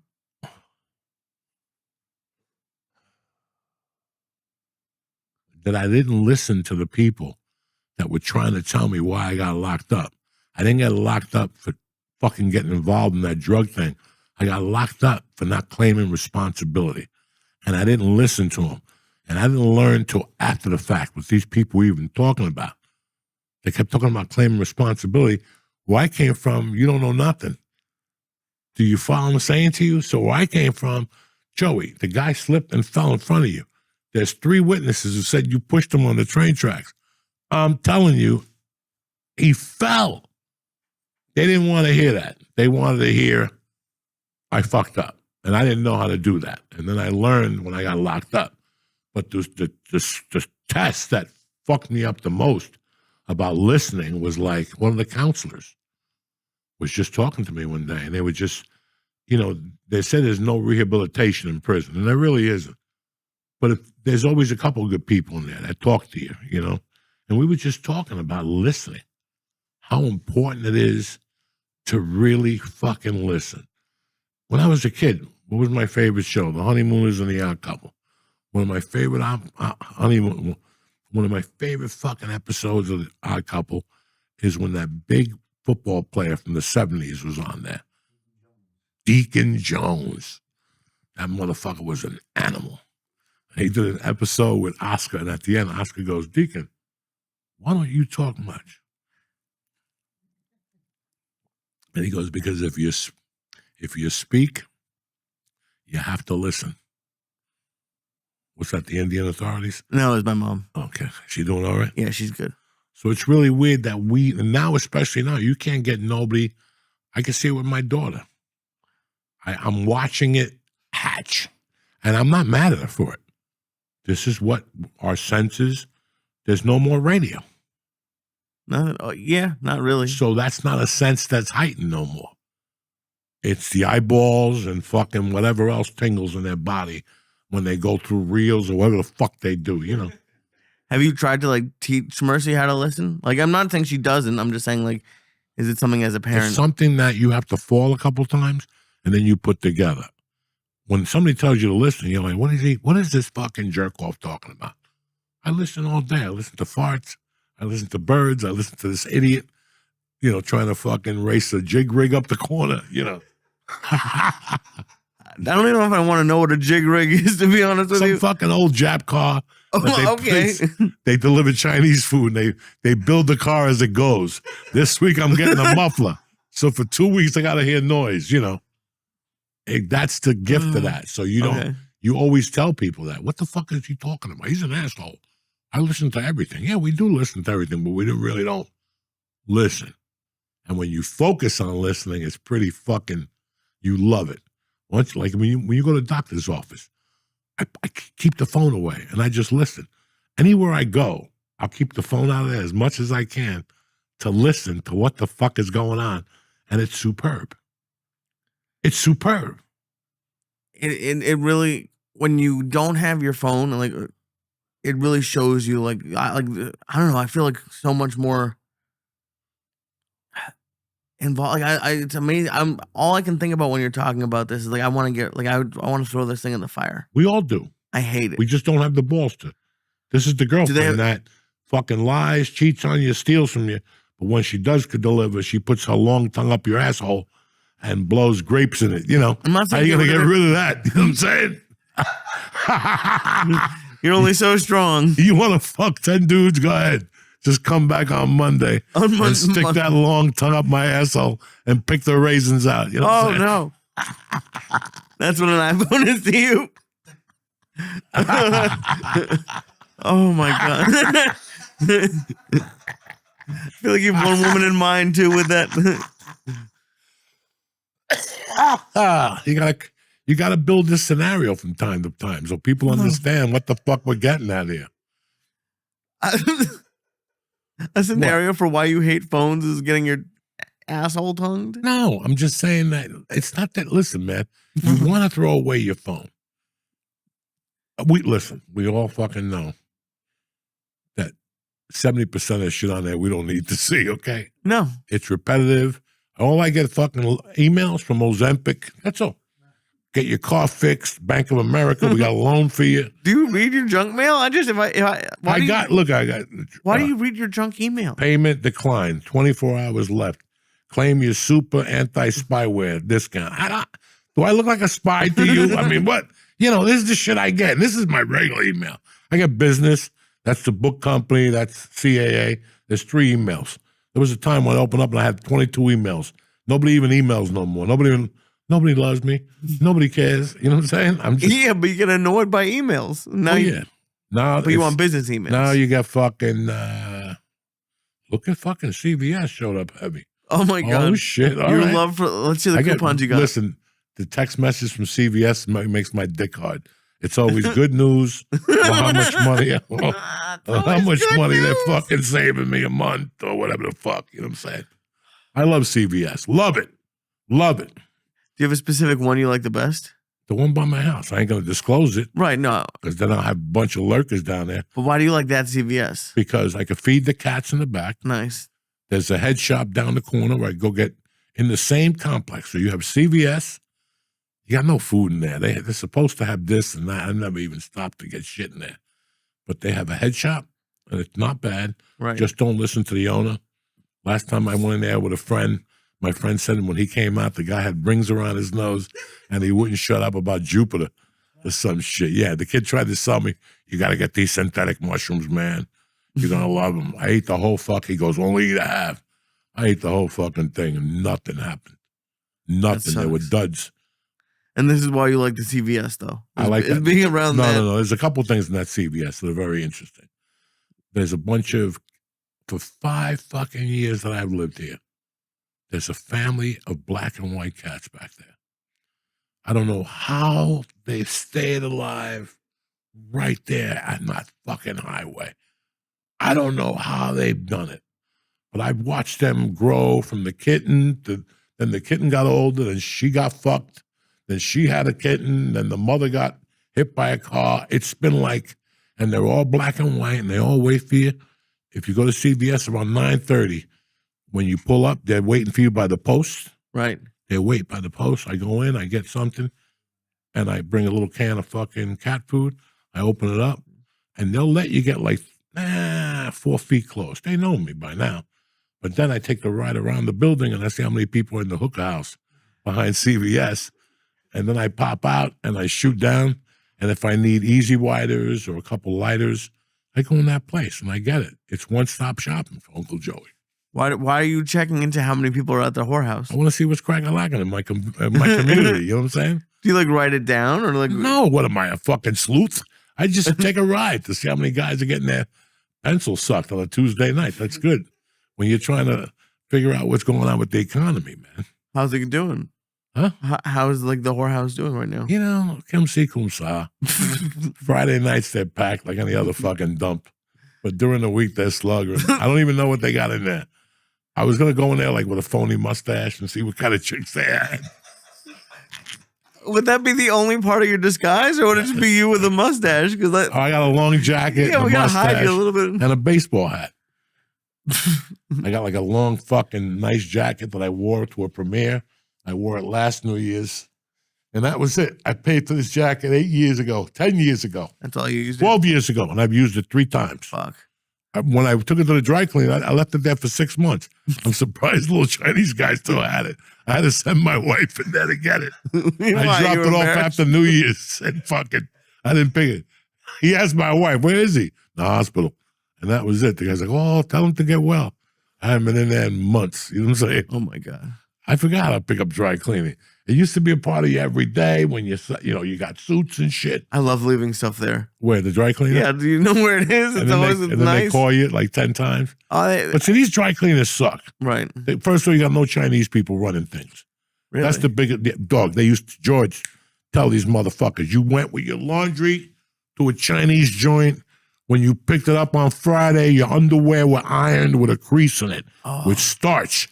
White shirts, you know how like white t-shirts, you wash them, and you got like, what the fuck? Dog, your white shirts lasted for 10 years because they starched those collars tight and shit. Tight and shit. Your little tidy whities, shit. When you took them off at night, they stood in the corner waiting for you the next day. It was like a little helmet for a retard if you turned it up. If you turned it upside down. Your underwear, you would just take them off at night, dog, and they sat there like a little retard helmet or a pair of underwear or a little, dog, you could just turn them around, put like a light bulb in there, and you could be like a Martian and shit. Those underwear stayed tight for like 2 days. By Sunday, they got some whip to them, you know, some fucking ass, because they were so tight that the cotton wouldn't even go up your asshole. So you wouldn't have a filter and you would never get skid marks. Oh, that's nice. No, it was uncomfortable. But let me tell you something. You got 3 days out of a pair of underwear. You know what I'm saying? Oh, no, that's a nightmare. No, not these. Because they were tight, so they didn't creep. If you have underwear on for 2 days, right, the creep comes up your ass, and eventually you're going to get a skid mark on there. Dude, or 2. We all get skid marks. That's why I change underwear like at least once a day. Oh, please. I know that. Look at the, you know. No, it's not good. You have a little hand to extend to wipe your ass yet? Like I needed it when I was that big. When I was that big, I was our huge. Next invention. It's not an invention. It and exists. we advertise in the obesity times like a fucking stick to wipe your ass when you get too big. You ever see somebody that's so big and you're like, you know what?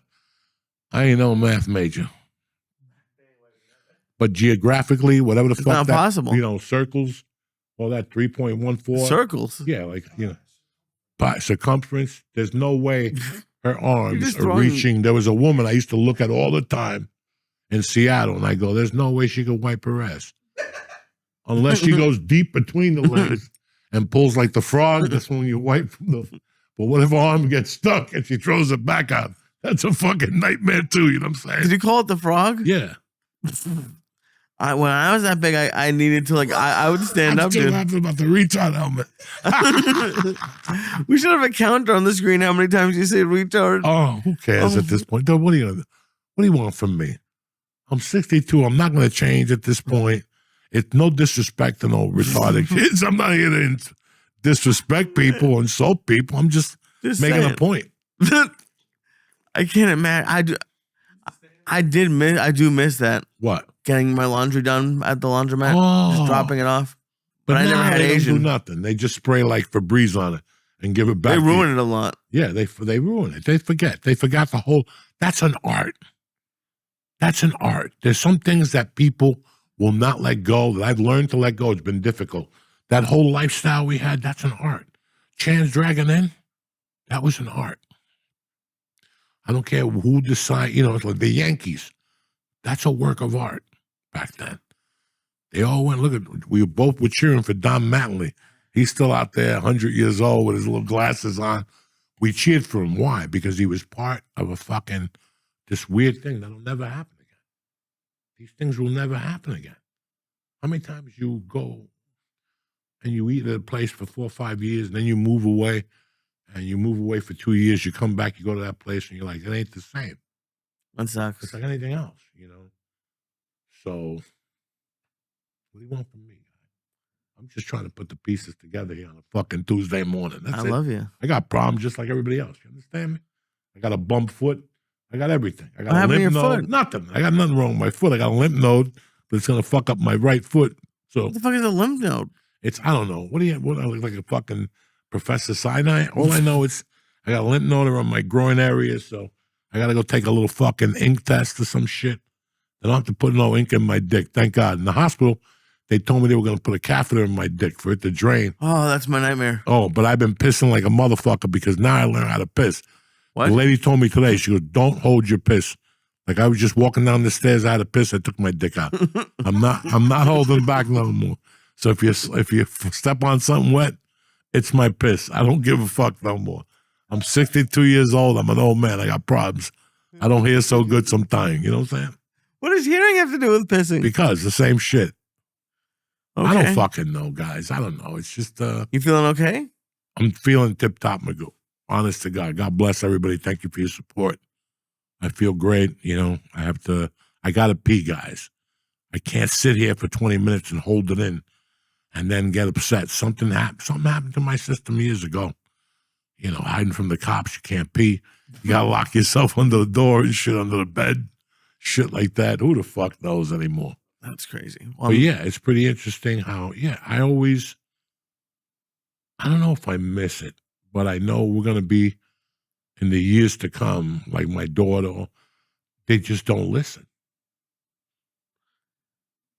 why? I mean, it's too bad because I understand from their viewpoint. Like, if I had a phone at that age, why would I just listen to something? I didn't listen either. But you So I did can't comedy albums you listened to. Like, that's how I got into. That's why I love, honestly. And I'm nowhere near. And I'm not saying I'm doing anything. Completely. I'm but- talking about listening to a comedy album and listening to what people are trying to tell you. Okay, Two different fucking things. gotcha. There's a certain age we hit that we think we're fucking know-it-alls. We think we're know-it-alls. We all are. We all have this fucking delusion. We all know more than everybody. It starts at like 12 and a half. The first time we jerk off and something comes out, forget about it. That's it. I'm running things from now. You can't even get up in the morning to hold a job. What the fuck are you running? But in our mind, we're running things. We got music on. You know, we think like we're paying bills and shit. I didn't want sugar pops. You know what I'm saying? I wanted cornflakes in this motherfucker. Bam. And then you get the right hook. It's something that I'm looking at now. You know, I tell you that you look at yourself and all your fucking flaws and you try to have your kids not have those flaws. Mm-hmm. Or even the people around you. Like even with comedy, I tell people, listen, if you got these little flaws as a comic, get rid of them. Because there's nowhere for those flaws. You know, like everything has that. You know, I wanted to be a chef. Okay. I love food. What episode of this shit or what conversation do we have that we don't come up with food somewhere? I love food. I could have made $1 million right now as a TV chef. As a chef, I would have started at Rudy's or something with no teeth. Right now, I would have been fucking better than those fucking idiots because I would have hit you with the Italian flavor, the Hudson County flavor, the Cuban flavor, and everything I learned all over the country, all the prisons, the county jails. Forget about it. Okay? But at the same time, I never got into cooking. Why? Because I knew if I cut myself, you know, I get raped in the kitchen. It's all over. What? I wake up and the head chef is banging me with sushi, you know. They're both doing it? What? You think that's what happens when you pass out in the kitchen? From my world, yeah. You wake up with a funny taste in your mouth. Oh, my God. Right? Girls fucking take people to court all day long about that. They pass out and they wake up and their world changed. I don't know what happened. My bra was sticky. You know, yeah, you passed out at the fucking bar. What do you think with a bunch of animals? What do you think is going to happen? Even though it's not, you can't do that, but people are still going to try that shit. So in my world, I always was very, dog, I fucking passed out in a jail cell. Like I refused to pass out in a jail cell in front of 16 guys. And finally, when the jail cell was empty, I'm like, ooh, that was close. And I'm sitting there with the cotton ball in my arm, and I'm like, let me take this motherfucker out. And I took my arm down and took the cotton ball. It was just a dot of blood. Boom, I fell, I fainted. So I was always petrified of fainting in public. Like that's my biggest fear. Like the other Friday, I went to jiu-jitsu and I'm walking out, and 11:30, the fucking Mexican wants to mop now. Where's ice when you need him? Where the fucking ice when you need it? It's 11:45. This Mexican wants to mop now. Why can't he mop now? I got my Nikes. They're like fucking flip-flops, right? On like, there's a certain ceramic tile. It's like ice skating with these fucking things. Those kids in China got to put some anti-skid fucking things on here. Or some, oh my God, I fucking just went. And I held on and I banged my head on my head still hurts. I've been walking around like Ace Frehley for 3 fucking days, thinking when this is going to end. You know what I'm saying? Anyway, So you still let's go. What? Go ahead. Let's go to a quick break. We got to talk to you about a couple things. We'll be right back, Jack. Back! What's up, beautiful people? You know what I love about this time of the year? This is the time of the year where you got to fucking rock and roll. You got to rock and roll. This is it. You want to start 2026 on the right foot, and you want to fucking barrel through this motherfucker. You ain't got time to worry about Bad Bunny. See? Bad Bunny all went away. That's it. What happened? They shot 3 more people, and Bad Bunny disappeared. That's it. Nobody cares about Bad Bunny. Nobody cares about Cracker Barrel. And nobody's talking about the Epsteins no more. You see how life, everybody goes their own way. And you live, you survive. It's fucking crazy. That while you're going through it, you don't think, why are you looking at me like I got fucking the Malouk? You know? I'm just trying to figure out how you're going to, like, what this means. The other day I'm sitting there and I'm watching my daughter play softball. Whatever. I'm watching her. I'm watching the girls from her team bat. I'm watching them in the dugout. I'm watching the girls from the other team, how they're acting, you know. Watching the field, I'm looking at the trees. And I said something to George before he came. Seriously, man. You had a lot of experience from watching the wall. I'm sitting there. Stupido. I'm sitting there and I'm watching this game, you know. And I'm like, Jesus fucking Christ. This is as good as it gets. Like in my world, like for you right now, you're like, Joey, me going to this on a Tuesday, I understand. Everybody has their own fucking personal whatever. But for me, that's as good as it gets, you know? And I'm like, what the fuck? When they were sentencing me, after they sentenced me and they threw me in the cell and I had to wait, that was like maybe the darkest 2 hours of my life. It was so dark that I passed out. Even after I snorted a line of coke that would have killed the mule, it was still in the suit jacket. I didn't even know. I put my hand in my jacket, and there was a coke. I'm like, God damn, that's where it went. I lost that coke rock like 2 weeks before. I crushed it up, did a line by the back, because they had cameras in there in those days. So I had to do a line of coke by the fucking toilet. I did the whole thing, through the paperwork, and I sat there, and I remember it was okay for about 8 minutes, and then I just get into a state of depression. And then I woke up when they woke me up going, Joey, we got you a cell and some clothes you have to change and they're going to shake you down, all that shit. But anyway, I'm not even thinking about that. I'm thinking about when I was sitting there. Like, I never saw this. Like, I was in such a dark place that I never saw this. Like, I never saw this baseball diamond. I never saw myself having a daughter. I never saw myself doing anything. You know, here I was in the cell looking at 4 years, thinking I had to do the 4 years, thinking that my life was over, thinking that when I get out of jail, this girl would be gone, just thinking 1,000 things.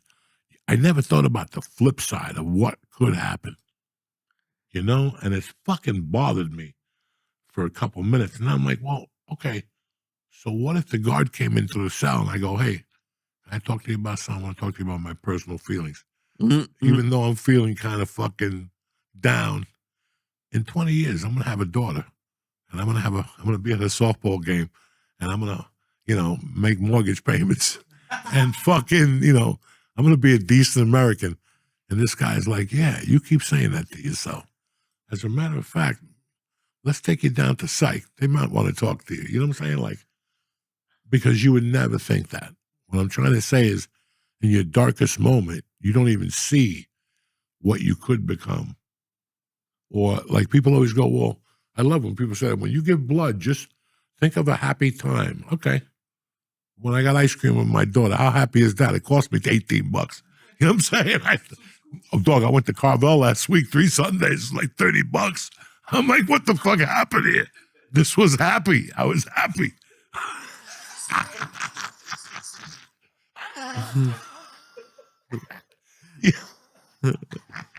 I show this image of you yelling this at a poor Carvel cashier. No, I'm just saying that people always say, you have to lower your blood pressure. Like when my blood pressure was high in the hospital, they're like, okay, let's take a breather. We want you to go somewhere where you're happy. And then they would ask you, like, what's your happy point? You're like, let me tell you something right now. All I see, my happy point is me laying naked. And right there, you got to stop because they're like, where's this going? You know where this is going. I got 3 Chinese chicks from the Janet Jackson video, If, jumping up and down on my face. You know what I'm saying? And one of them's got her toe in my nose so I could smell a little Chinese toe deep in the crevice of my nose. I don't fucking know. It sounds like you've thought about it before. Oh, yeah. I think about a lot of things. Holy shit. And who are you telling this to? Like anybody who comes in to talk to you when you get locked up. A bunch of people usually come in. Are you holding up? Okay, yeah, I'm a tough guy. I'm fine. But no, you're not really a tough guy. And I'm not just talking about that. Like I'm in the hospital for 4 fucking days. By the second day, your blood pressure's still up. And you're thinking about some weird shit. And at that time, I did think about other shit. I said, you know what? This is nothing compared to what I've been through already. A little blood pressure.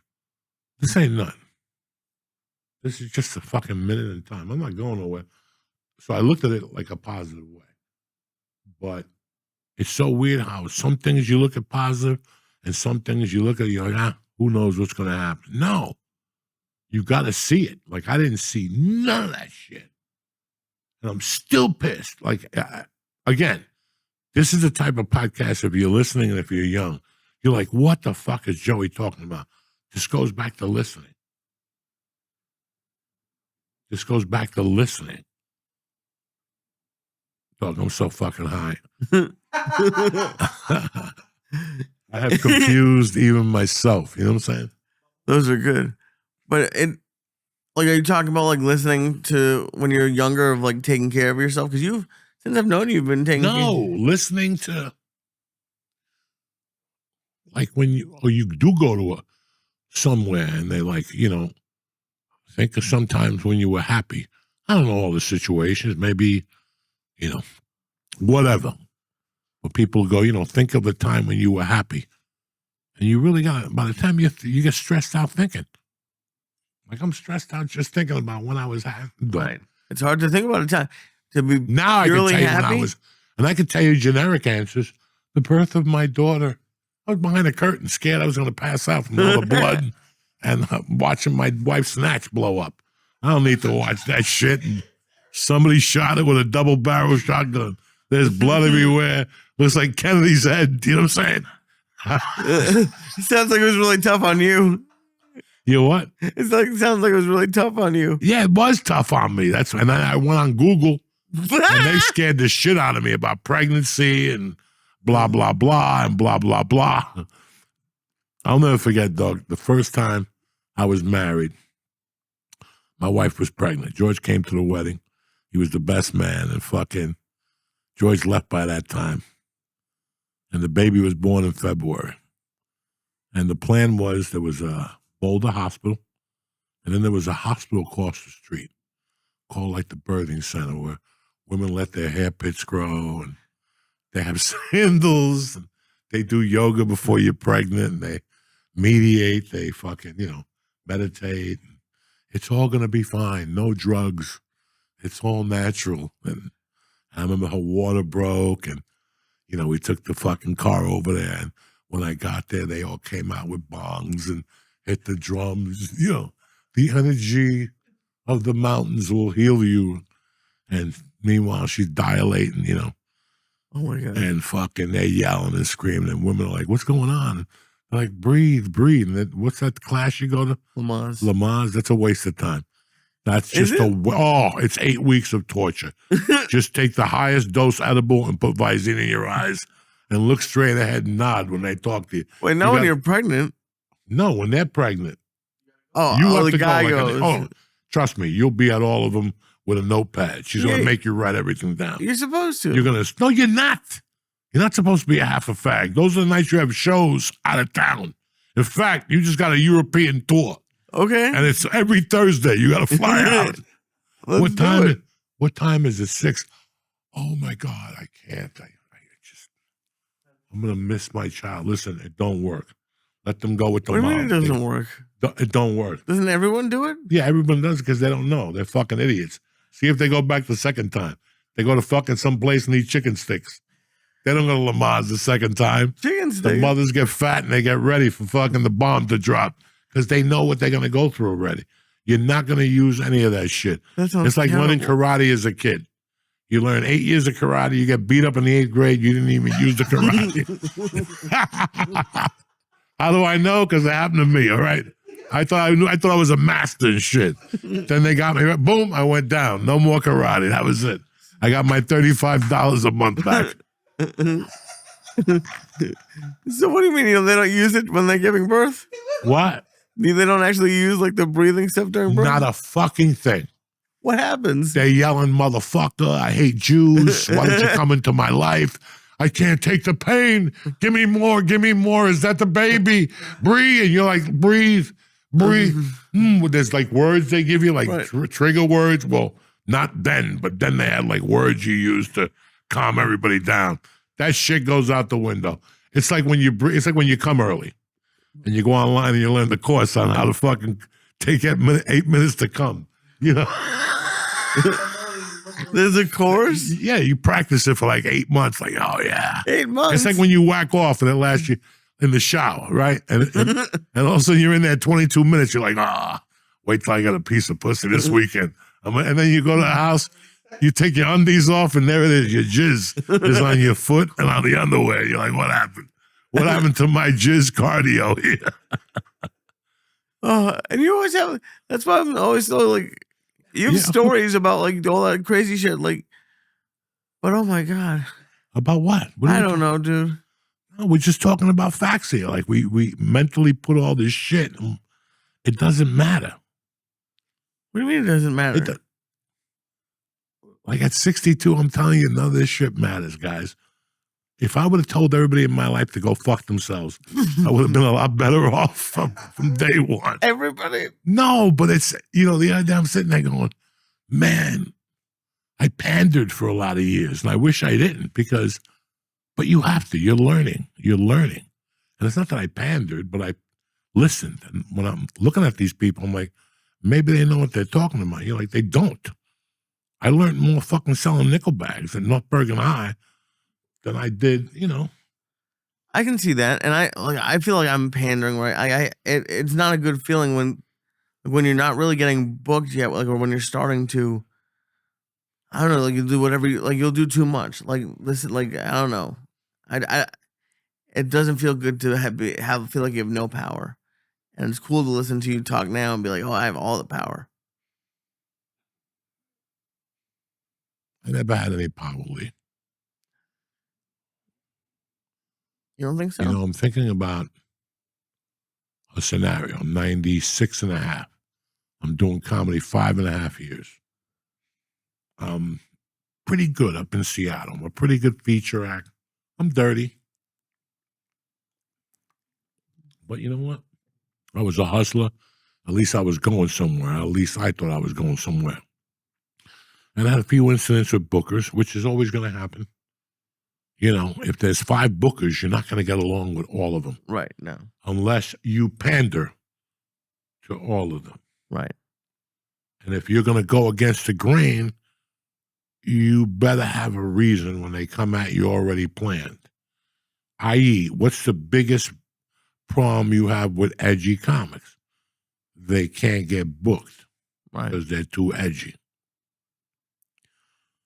Okay? So they give up. Do you follow what I'm saying? Like it's not... it's definitely harder. It's very hard. Depending on the shows. It's very hard, but you don't quit. You create your own market. And freaks meet freaks. Yeah, there's definitely dirtier shows. Freaks meet freaks. When you declare you're not like everybody else, which everybody falls into a different category. Some guys want to jump up and down. Some guys want to do magic. Some guys want to work spotless clean.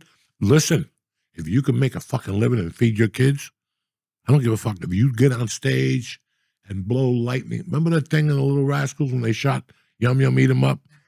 Roman candles. If you shoot 3 Roman candles out of your ass, charge $25 and sell out the garden, who am I to argue with you?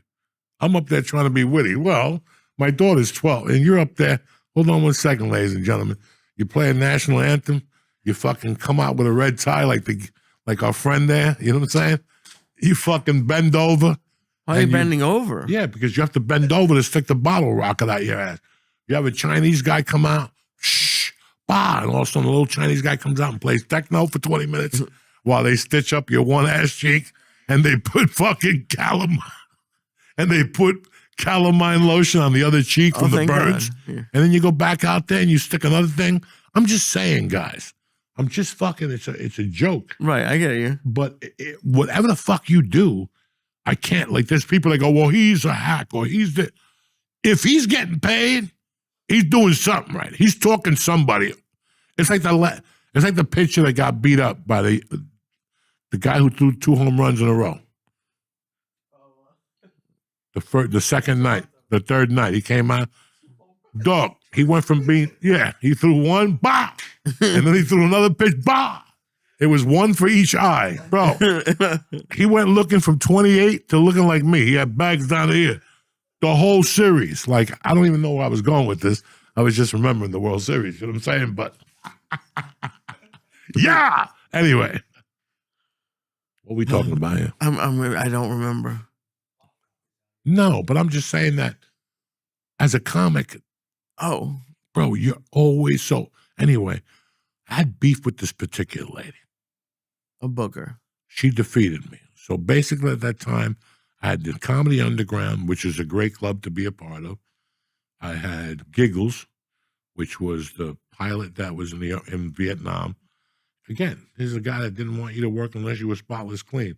I was there every other week, dog, picking up $4.50 because when he come in the room, I'd work clean. When you step out of the room, I'd go back into being a magician of death. He never caught it. And then he confused me with other people. Who was up there saying fuck? You know, they would all point to somebody else. I swear to God, he would always go to the other comic. And the other comic wouldn't want to rap me out. He'd go, it wasn't me. And he'd come up to me, did you? No. All right, I'm going to watch you the second show. But he would park his car by the window outside. Anyway, it doesn't matter. Right. I was in that club. I was in a club in Portland. Not really. It was like a B room. And I was in a club called the Volcano Lounge. Ooh. It was 3 hours from Seattle. It was Thursday, Friday, and Saturday. That's where I met the chick with all the birthmarks on her back. When I went to hug her, I almost melted and fucking passed out. So fucking, there was this lady, guys. And every time I would call her, I'd say, my friend did this room, and they said they like comics like me. Now that room's all booked up too. 1998. Okay, thank you. This went on for about 3 months. And finally I said, you know what? I know how to get around this lady. Instead of going over the bridge, I figured out how to go around her. And I did something that nobody would think of. I called her up and started asking her for guest sets. Now, there's no booker that's going to turn down a free set. Especially when the guy, you know, was a little on the funny side. They like me because it's the West Coast. Anybody with an East Coast accent, they love. They don't know who I am. They think I'm Tony Danza. They think I'm Tony Soprano. Do you understand? They relate all those people to that. He's from Jersey. He must know Tony Soprano or whatever.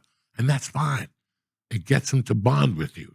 That's not my point. My point is that for 10 or 11 months, I made fucking sure, no matter what was going on in my life, I went down there every fucking Wednesday or Tuesday to do one of her rooms. Whether it cost me money in my pocket, it cost me an hour drive, I had to borrow a car. I made sure I was at one of her rooms every week. Because guess what? She wasn't going to beat me. I was going to beat her. I was going to get a lot farther in this than she was. And guess what, guys? As the fucking Lord is my witness, that was my attitude at the time. I'm going to get farther in this than she is. She's always going to be a booker in fucking Seattle. Never, ever anything bigger than that. I'm going to get farther than that. And then I got to LA and I fucked her up. But there were 3 or 4 instances like that with her. And in every comedy market, Lee, you're going to have that instance. And I want you to analyze the instance and go, okay, what does that club mean to me? When I first got to the store, I was very fortunate. I got in a month. But for 18 months, 2000, I saw people down there that could have got more traction by going to a different club. But in their mind, if they didn't perform at the Comedy Store, it was the end-all, be-all. No, it isn't. Getting on stage is the end-all, be-all, not you being here every night, waiting with your mouth open. I'll do 10 seconds. You know what I'm saying? Like, we got a 10-second spot. I'll do it. 10 seconds. And I'm just exaggerating. But I don't ever want you to look like that. And in New York, you have so many places to go. Yeah, but Joey, listen, when you're with me, Josh, you get 200-300 people. When you're in the city, all you need is 5 to get the party started. Oh, I love it. When the 3 Jews showed up to see Jesus, it was 3 of them.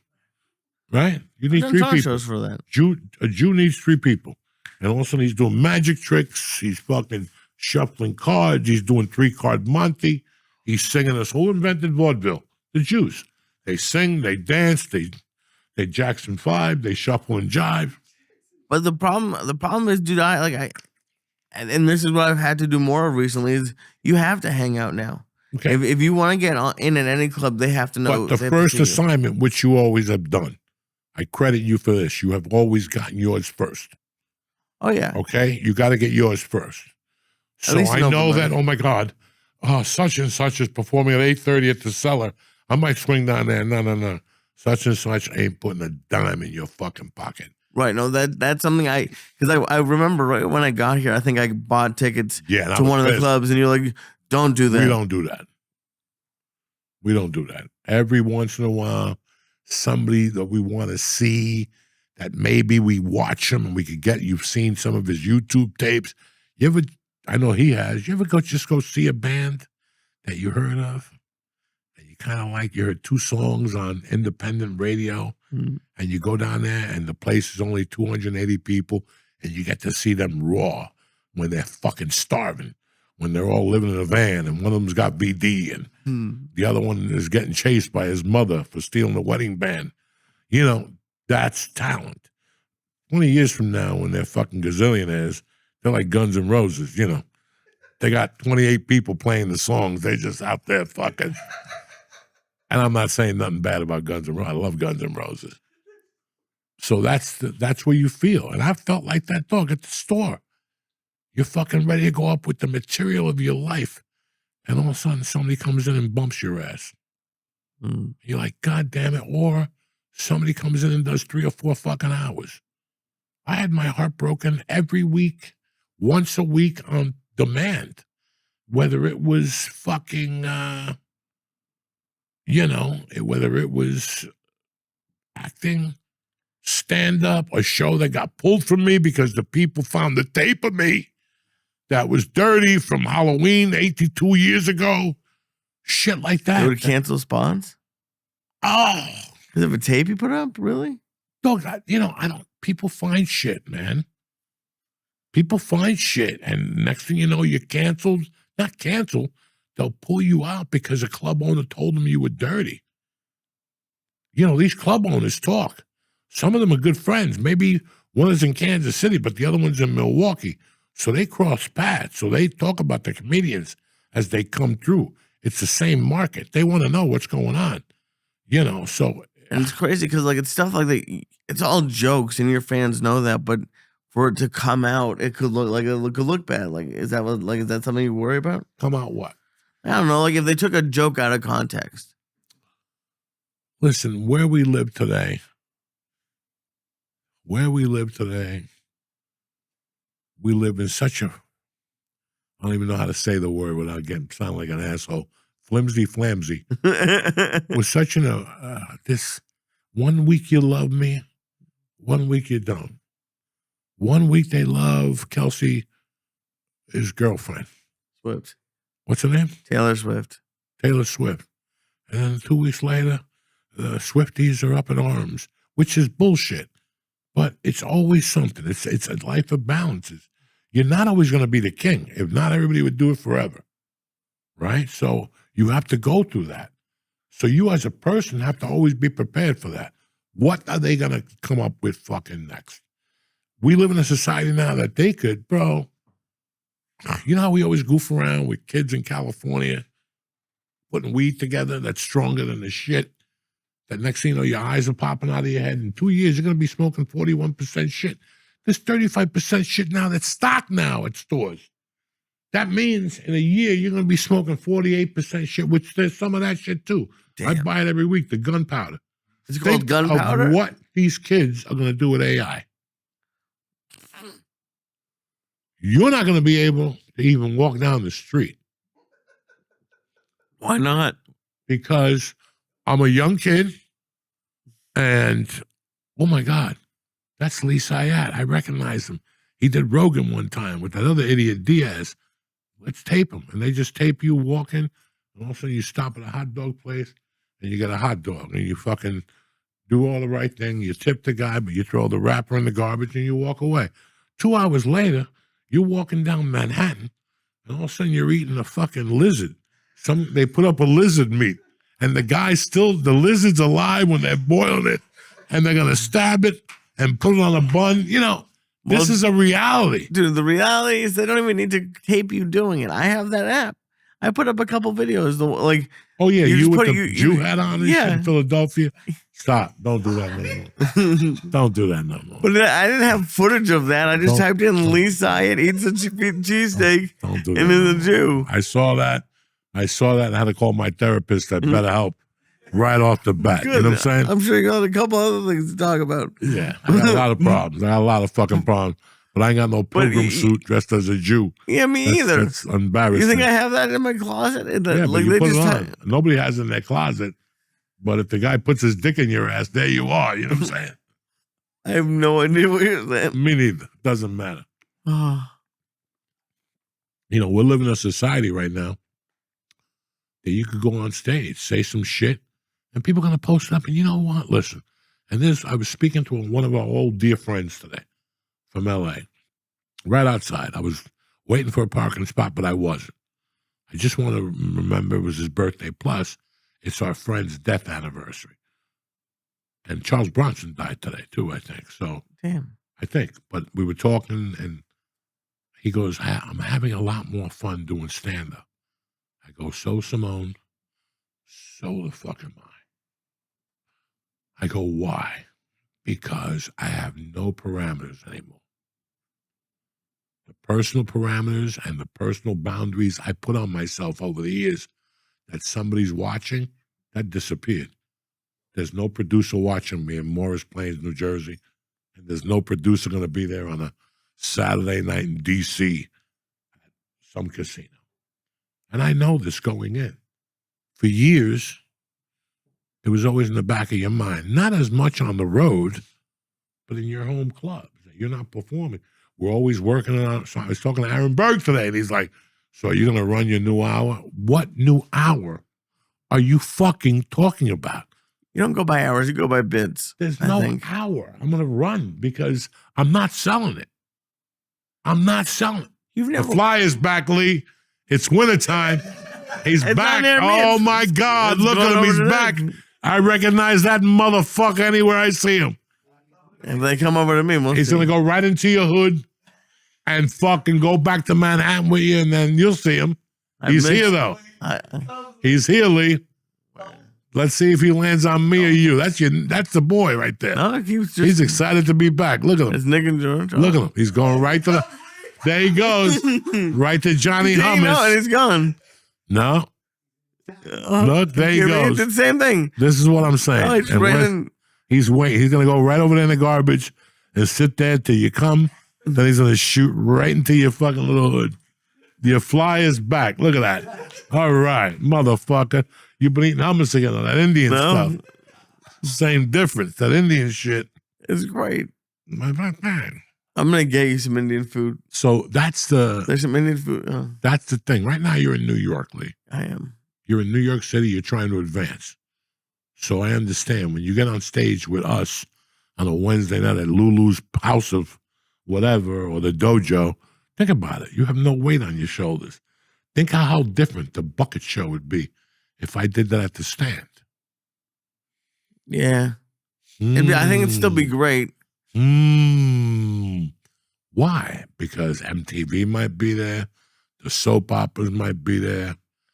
Somebody might be there. You feel, Watch. I mean, somebody wants to shoot a special. Somebody wants to do this. Somebody wants to do that. Think about it. When you do a show with me in Point Pleasant, ain't nobody going to come up to you afterward and go, oh, my God, we just have an idea for a TV show for CBS. but like, why do you think? You and your pet fly are going to move into a resort in Montclair, New Jersey. It's very Look, nice. he's circling you. No, where is he? He's circling you. He's nowhere around here. You're just Listen, lying I on the know audio Lee's- listeners. Where is he? I know Lee's fly as soon as I see Yeah, it. because you rip their wings off and keep them as an I've been experiment. knowing that. What wings are you talking about? What do Those you mean? flies are Oh, there he dead. is. I'm talking about your original fly in the office. That motherfucker took him 5 years to find you. He is so happy right now. He's been looking at the back of milk carts for fucking weeks, looking for little Lee and shit. Oh my God. So yeah, right now you're looking at that, and that's the difference that you have. And I've been there, but I didn't know I was doing it at the time. I've been there, but I didn't know I was doing it at the time. Doing what?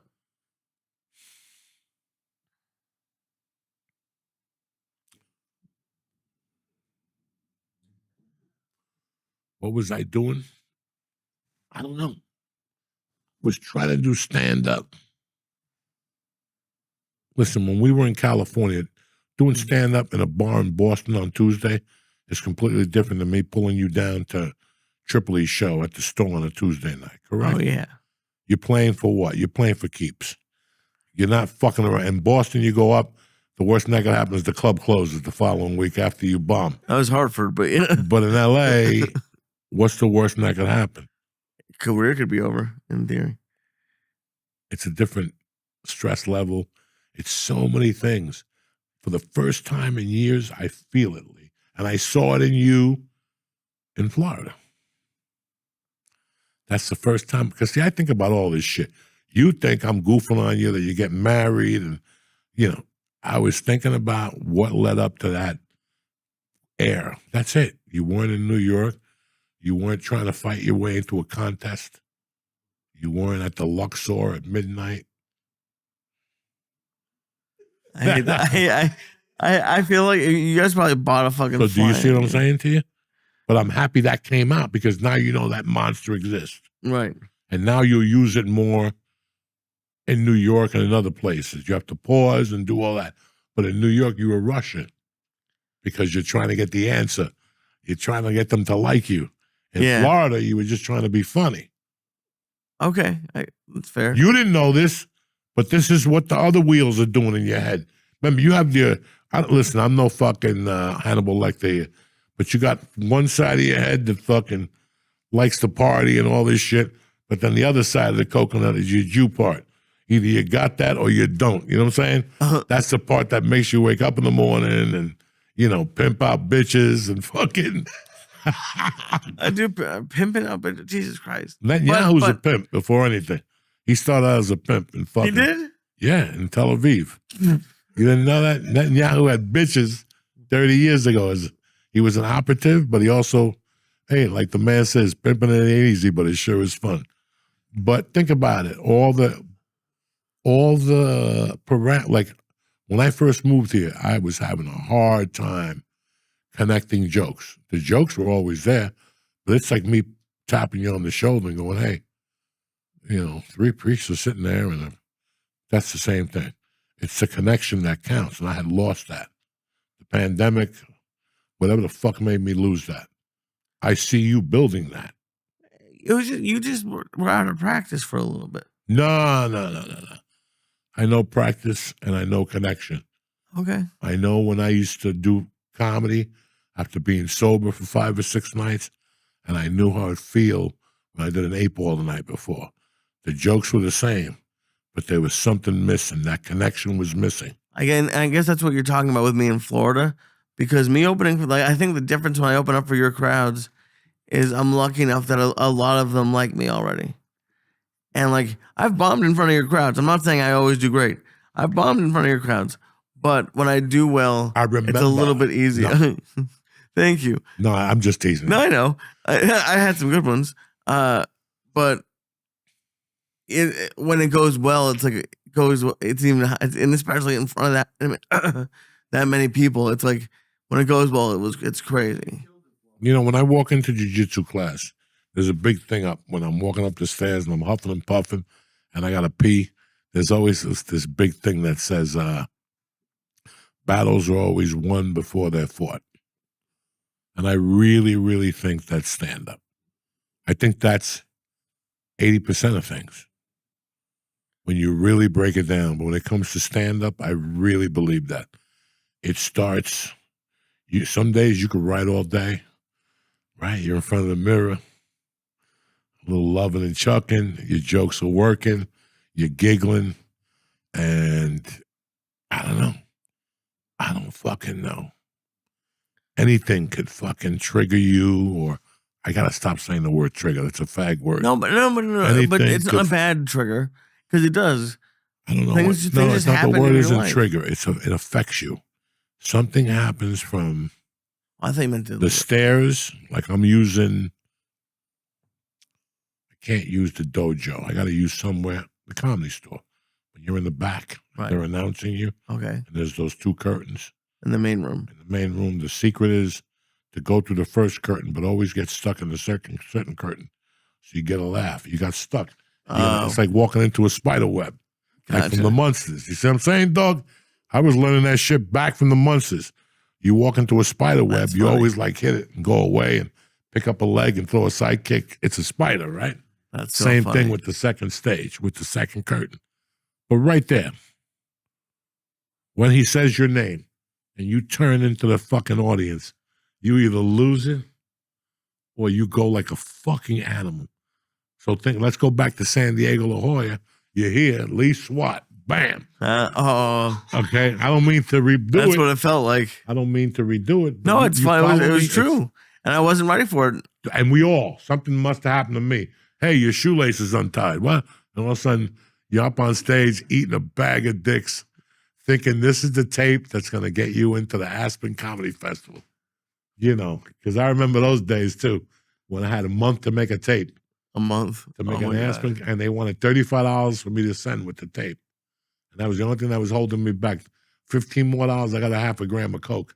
That was a tough competition for me to enter.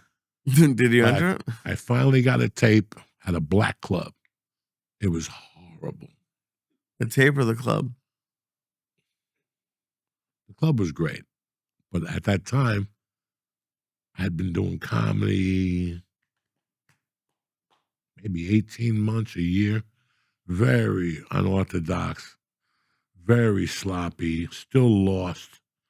And I got into a black club in Denver, Club Mix. His name was Koali or something like that.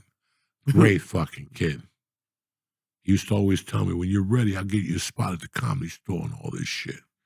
You almost there, Cuba. So I would go down there on Sundays after I dropped my daughter off. I would force myself to go to a black club on Sundays. And they only liked two white acts, me and the veterinarian. All the other white acts they would throw shit at. And you would do, oh my God, you would do... What do you mean shit? Like, was it like bottles or like... spoons, fucking Jellos, whatever they had in their hands, they threw at you. Was it an open mic? No, it was a Sunday night show. But guess what? In those days, they would bring in headliners who probably made $1,000 a night. Guess who those headliners were when I was in the open mic section of it? Fucking T to the motherfucking K. Kirkland, D.L. Hughley, the guy who died from the Kings of Comedy. Bernie Mac. I met him in that room. I met Cedric the Entertainer. That sounds like a fucking fun room. I didn't know who they were. They were flying in every week from the Midwest.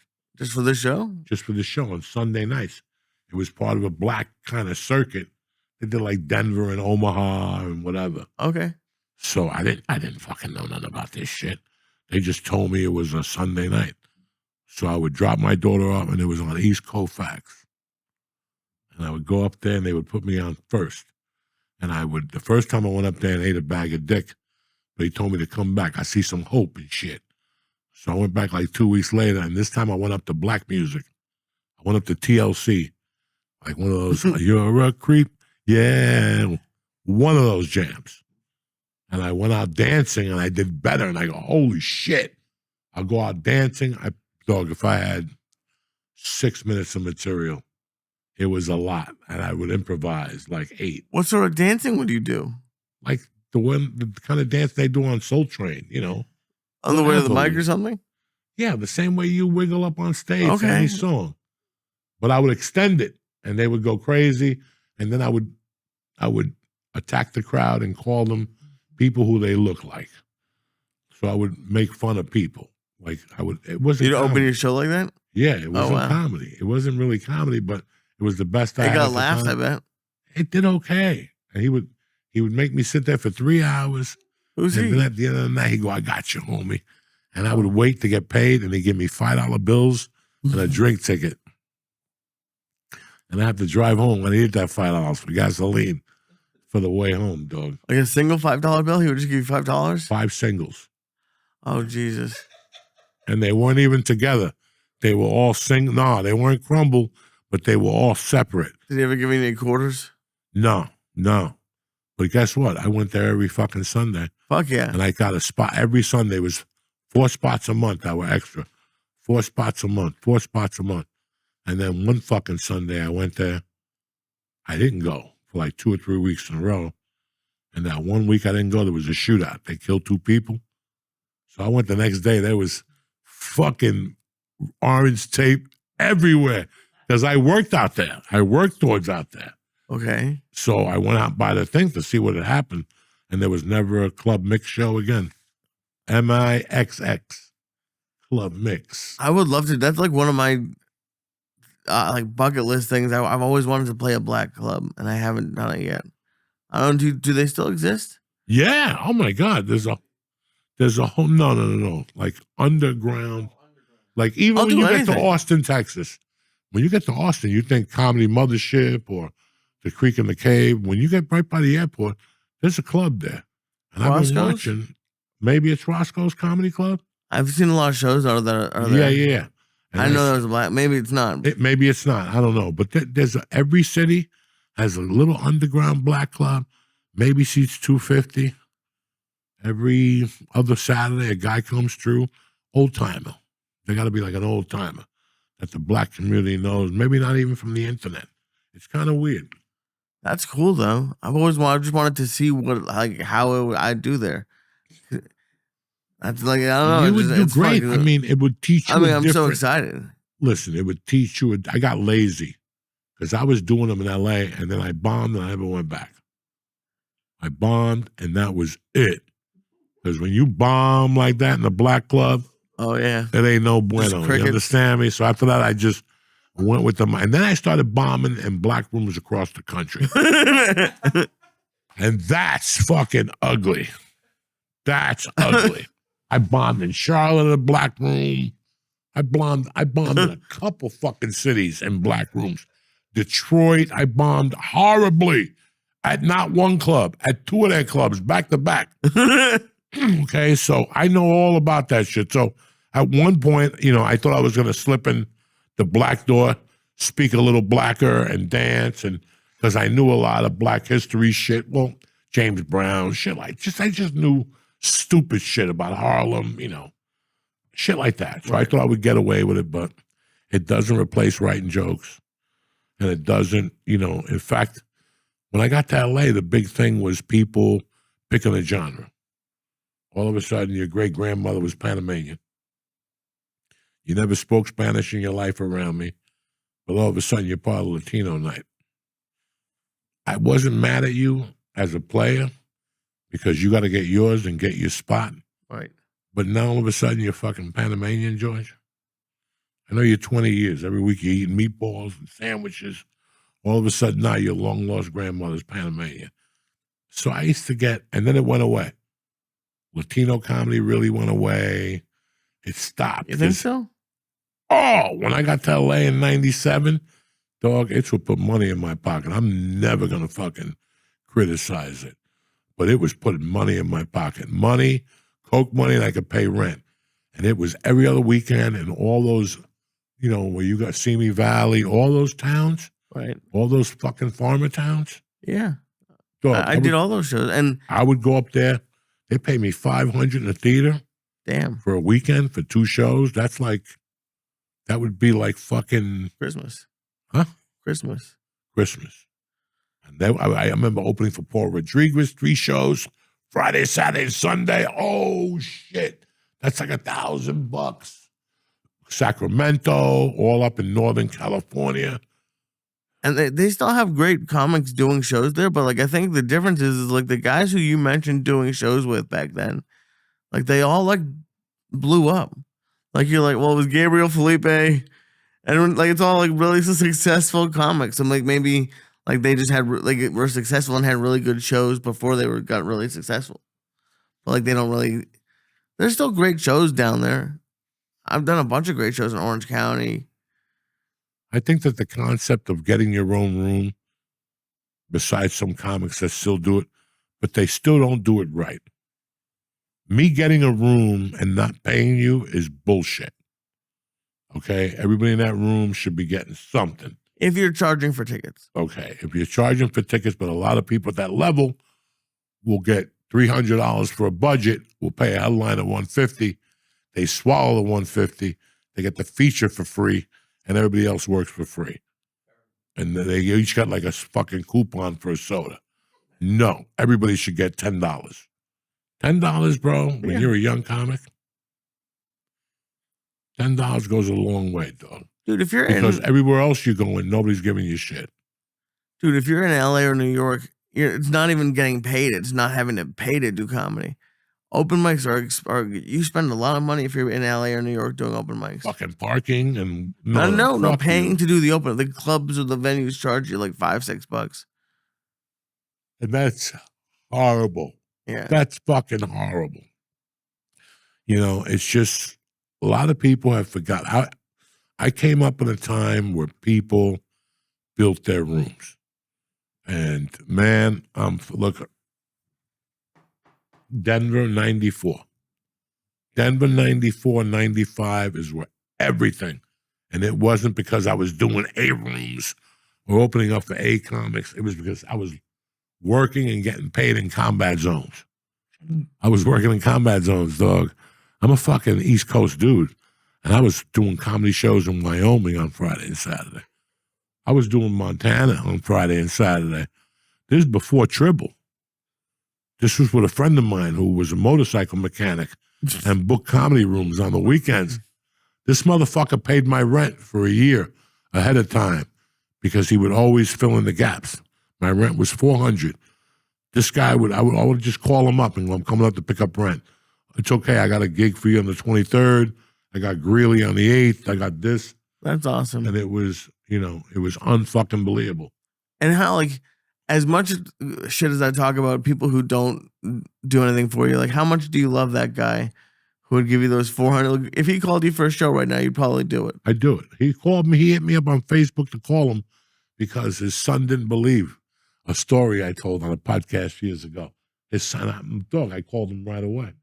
I can't think of his name right now. I'm a little on the high side. But that guy, and there's another guy that I've told the story about, but never told the outlast. When I started comedy, I met this guy at an open mic in Greeley, which belonged to the guy we're talking about. I met this certain comic. And we did a show together. We didn't speak much. You know, how you doing? How you doing? How long you been doing this? 8 months. How long you been doing this? 2 days. Like, seriously, when I met him, that was my second show ever. So I met him, and all of a sudden, I don't bump into this guy till December 18th of 1991. This was like the 24th of July. And 91. I'm bumping into this guy in the finals of a contest. Since you were talking about contests, we'll wrap it up with this. Okay. And fucking that night, when they were putting us into different groups, I got a call over to the table where the fucking people who ran the contest were. And they're like, this guy says you're cheating, that you're a pro. And I go, what the fuck are you talking about? And he goes, you got $5 that night. Oh my For God. gas. And I didn't deny it. I go, it was for gas. It wasn't for my performance. I go, then again, you got $5 too. He goes, yeah, but I didn't take it. I go, stop. You took the fucking $5. Like he's trying to keep his professional Yeah, he tried to get me amateur disqualified. status. I was ready to throw hands at this motherfucker. Yeah, I was ready to throw hands at this motherfucker. But one thing led to another, and they let me perform, and I ended up winning. I won the check. I won the hosting job. And you know what? I didn't see him for a couple months. And then somebody said, his name was Andy Payton. There you go.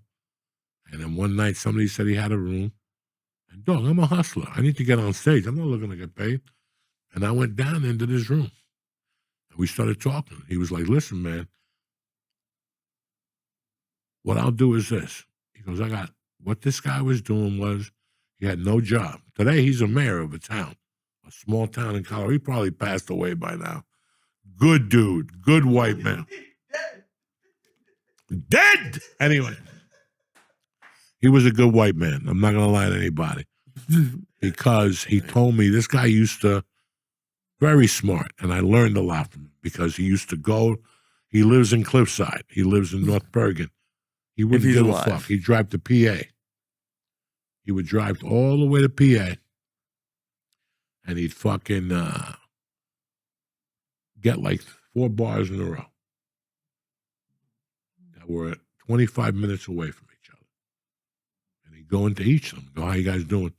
What's your slowest night? Man, we got nothing going on Sunday. How about I come in here and do an open mic? We'll start with $150 a week. Well, we don't know. Just start it out. And he would do that in 4 of those bars and get 3 accounts. Better than nothing, right?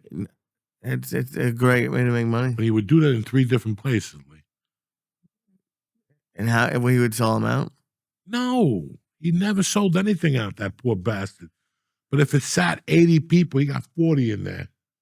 And not bad. What he would do is, it was the law of diminishing returns, not the law of diminishing returns. So he would start in Edgewater and Fort Lee and do Thursday, Friday, Saturday, 3 different places, 2 in Edgewater, Roomba Latina, a place in Fort Lee, and another place towards going to Englewood Cliffs on Saturday. That starts late at 10 because they dance with the Salsa Stars from 8 to 10. Starts at 10. That room pays like $200. And he would do them for like 2 or 3 weeks. Then he would, come on, it's against the grain. He's going to lose a fucking Wednesday because we didn't get enough people. And he's going to lose Friday because your comics were too dirty. But he's already got those 2 in place. But he's already got Union City, Hoboken, and Jersey City. He started with 5 rooms there because how much action is there in Hoboken and how much action is there in Jersey City? Well, after 3 weeks, he's going to lose 2 rooms there. But he still has 4 rooms left and the 2 up here. And he would build on those fucking things. And then when they would get big enough, he put together a newspaper, ladies and gentlemen. A comedy newspaper? A comedy newspaper about comedy events in the area and art events. And fucking he put posters and he got advertising from George and he got advertising from Union City Department of fucking Arts. And he fucking would put the newspaper in your bar for free. So when you went to Rudy's or Patsy's or the Chinese place you like or El Bagante, where we go for Cuban food, whatever the fuck, Las Brisas. I miss El Brigante. I'm sorry. When you go to these places, on the way in, you're fucking bored. You know the menu. You'd pick up the fucking newspaper, and you'd read about local comics. And guess who wrote in there? Who had an article in there about Jewish affairs every week? Rich Voss. Guess who had an article about marriage tips? Lee Syatt. He's getting ready for a marriage. The whole newspaper was written by comics. That's They cool. wanted to learn how to write. That's really fun. Fuck yeah, it's fun. And then they sold advertising. He paid the comedians from the advertising money. And all the bars that did comedy at his place got free advertising in the newspaper. Nice. Come on, bro. It's a no-brainer. So I always admired that. Did you write a column? No. I couldn't even write jokes. Write a fucking column. I was having a hard time to sit there with a pen and a piece of paper. But it was very weird that I saw what he did at the time. There was another kid named Jimmy that this guy had a new comedy room every 10 days. And some of them paid, so a lot of them paid, and he always paid me. So when I left here in 93, I was going through what you were going through. And I'm like, I can't do this no more. I'm going to Hamburger Harry's at 5:30 at night. I got to leave Cliffside, walk over the bridge, then take the A train down and fucking walk 10 more fucking blocks and sign up. Then they pick a fucking number. And in those days, you had bananas, you had nothing in Jersey, but everything in Jersey was in the middle because Bill Bellamy, and Jay Moore lived in fucking whatever. There was a little comedy newspaper back then, The Village Voice. And The Village Voice had a section for comedy.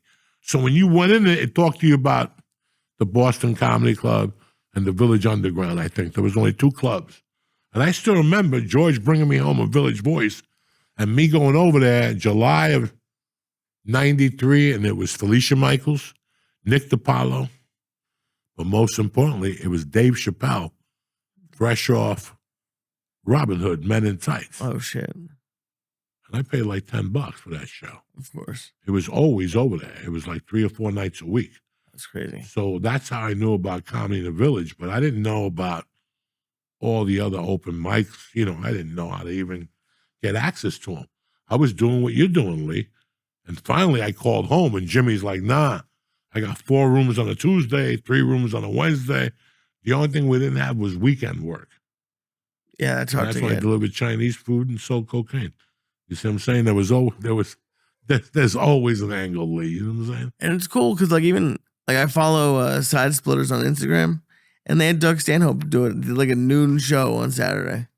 So like, because you were talking about it's tough for a dirty comic, and I'm not a dirty comic at all, but like there is like people use it as an excuse, and it's not because like you can sell like you're a dirty comic. There's dirty comics who do major clubs and do theaters, and it's not like Define dirty. Define what is dirty. Define. Am I going up there talking about pussy or dick every 45 minutes? No. You mention it. I mean, what is define dirty? Define edgy. Define shock. You know, what are all these things? I think I do a little bit of each of those fucking things. yeah, I would agree with you. Right? I think I steal from all those categories. But yeah, A little bit of shock, a little bit of fucking this, a little bit of that. And you mix it up a little bit. You chuck and jive. You got a left hook. You got a right uppercut. You got a fucking knee to the balls. And you got a couple fucking weapons in you. well, that's from an open mic comedian. That's a problem I have with some dirty open micers. Is you're talking about like all that, like the boxing, all they go with is haymakers and their tail. Like it's not good. Boy, here's the problem, Lee. Don't ever worry about dirty open micers because we were just discussing this again. I started clean.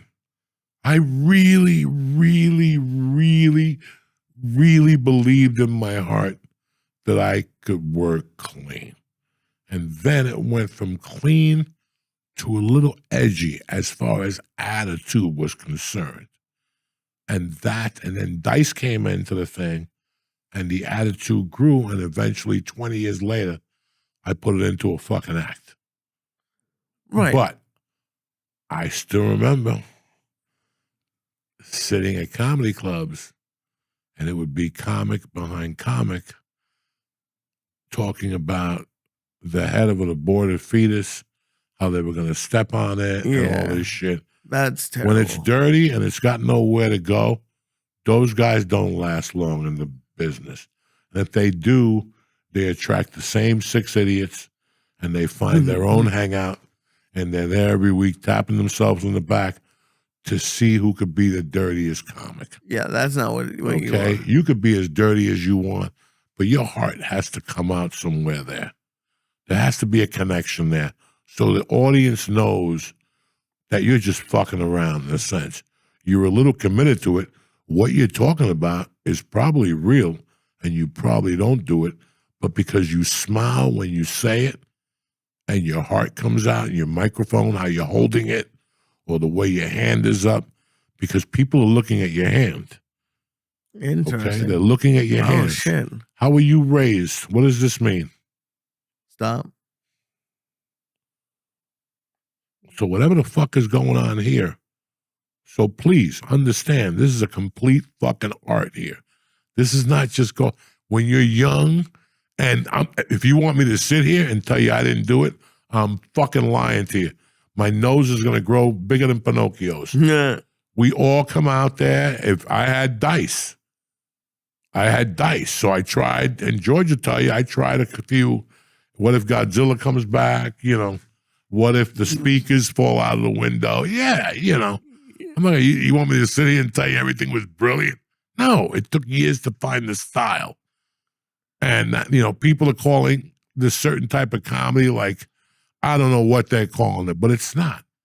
It's a style of comedy that because you have a smile, and me telling you to go fuck yourself, and me telling you to go fuck yourself is two different things. That's very true. Okay, Yeah. me calling you a fucking spick motherfucker, and me going, you know what? You're just a spick motherfucker, dog. Is two different fucking things. Okay, so some people don't even see that beauty because their world is so fucking dark, they don't see it. And there's nothing you could do about that. I'm sure you come watch me sometimes, and I watch you, and I know sometimes you're like, how is he getting away with that? Me watching you, yes. How is he getting away with that? Number one, it's 34 fucking years. What's also, Maybe 40 years because I used to rob drug dealers, and you got to be funny in prison to not get beat up. I was going to say, dude, I think more about you getting away with things in real life than I do with on stage. On stage, I kind of get it because there's like very few things. I'm like, you know me, I'm nervous as fuck. On stage, I'm not. I'll say almost anything to anybody. But I had a point right before. I don't know, God damn it. See what happens when you're not in training anymore. I am in training. But we stopped light today. We started light.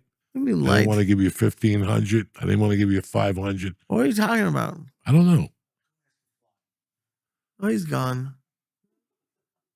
What were you talking about? I don't know. Being nervous on stage. Who the fuck knows? You hungry? Always. All right, let's go eat something. Where you at this week, beautiful? This week, the first thing is actually today when you wake up, my stand-up on the spot is out. So I'm really excited about that. It's on YouTube, just stand up on the spot. Great episode. Neil Brennan, Drew Dunn, me, Jeff Astimus, Ian Finance, a lot of great people. Very excited about it. And I have shows around New York. Next big shows are with you on Saturday in Maryland. Very excited for the casino. It's MGM Grand Harbor.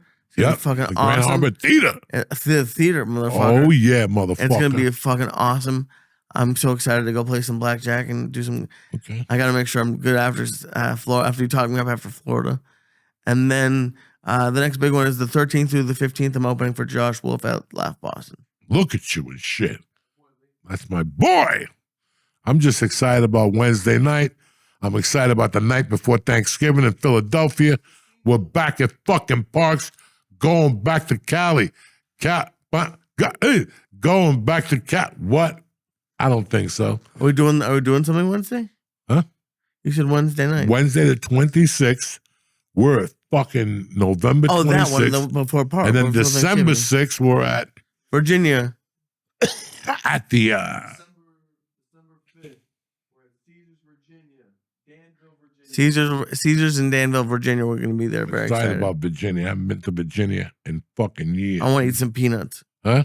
I want to eat peanuts. I think I drove through Virginia. Listen. Stop. stop. You stop. It's great. Stop. They put in Stop. Coke. Yeah. I want to try it. This is the Pantheon at Caesars, Virginia. Friday, December 5th. Friday, December 5th.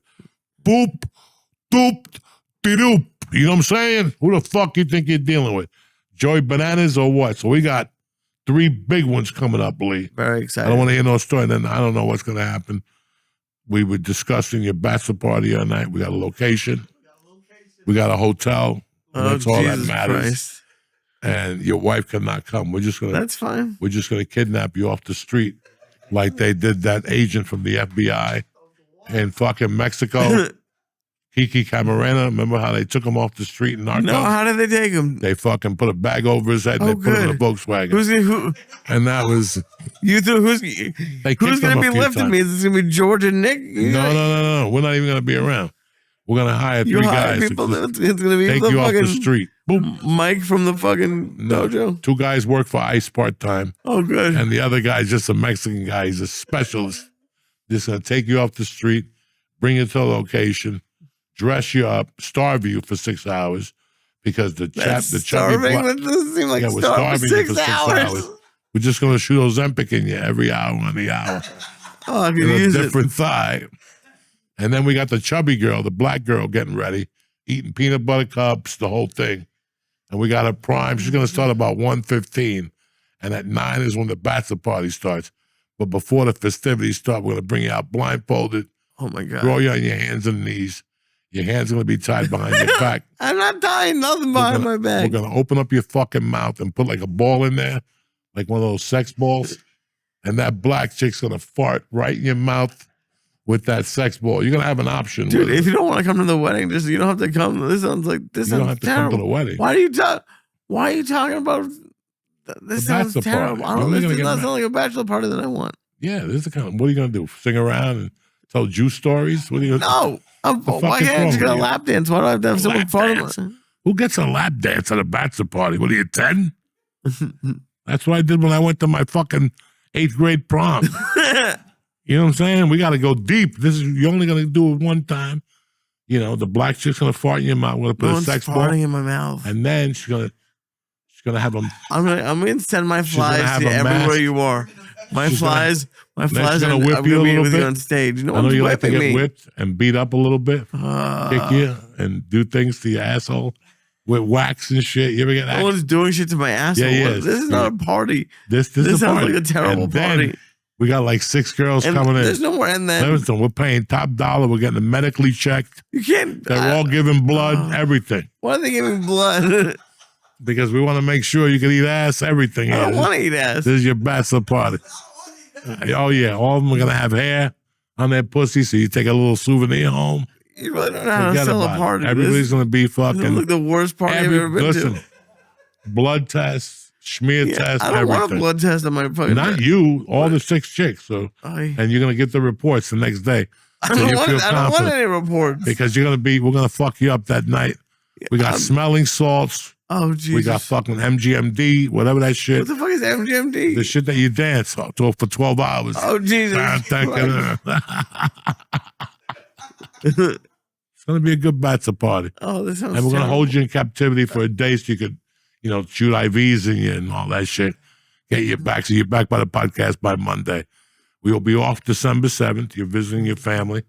But once you get back, that's when we'll plan the bachelor party and we'll get this party started. That's it. I'm excited for Lee. Lee wants a wedding.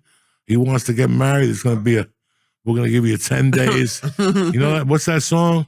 On the 11th day of Christmas.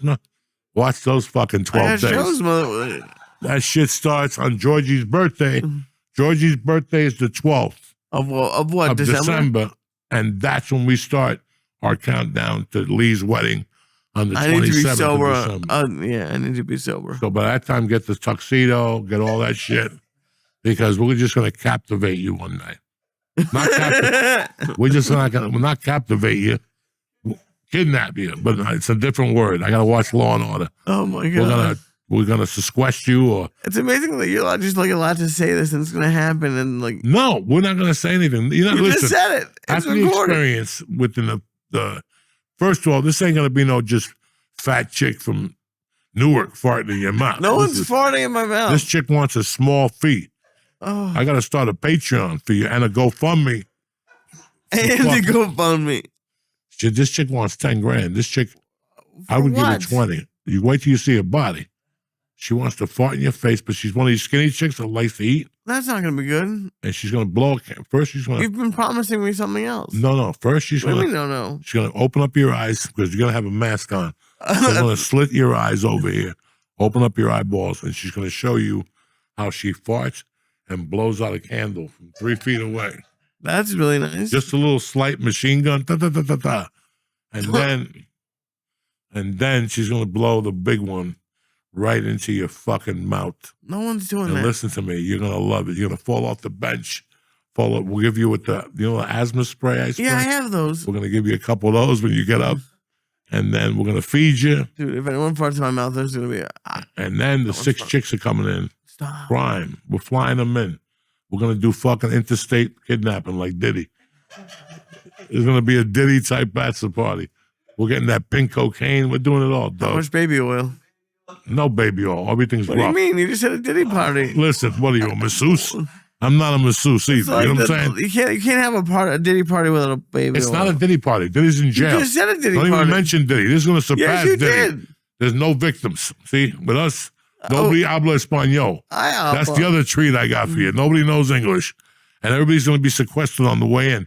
Nobody's even going to know where they're Sequestered? at. The 6 chicks, the black chick, only like 3 or 4 of you guys are going to know where it's at. You're not even going to know. Nobody can save you. We're going to throw your phone away. We're going to step on your SIM card. It's all over. Anyway, why discuss the fucking situation?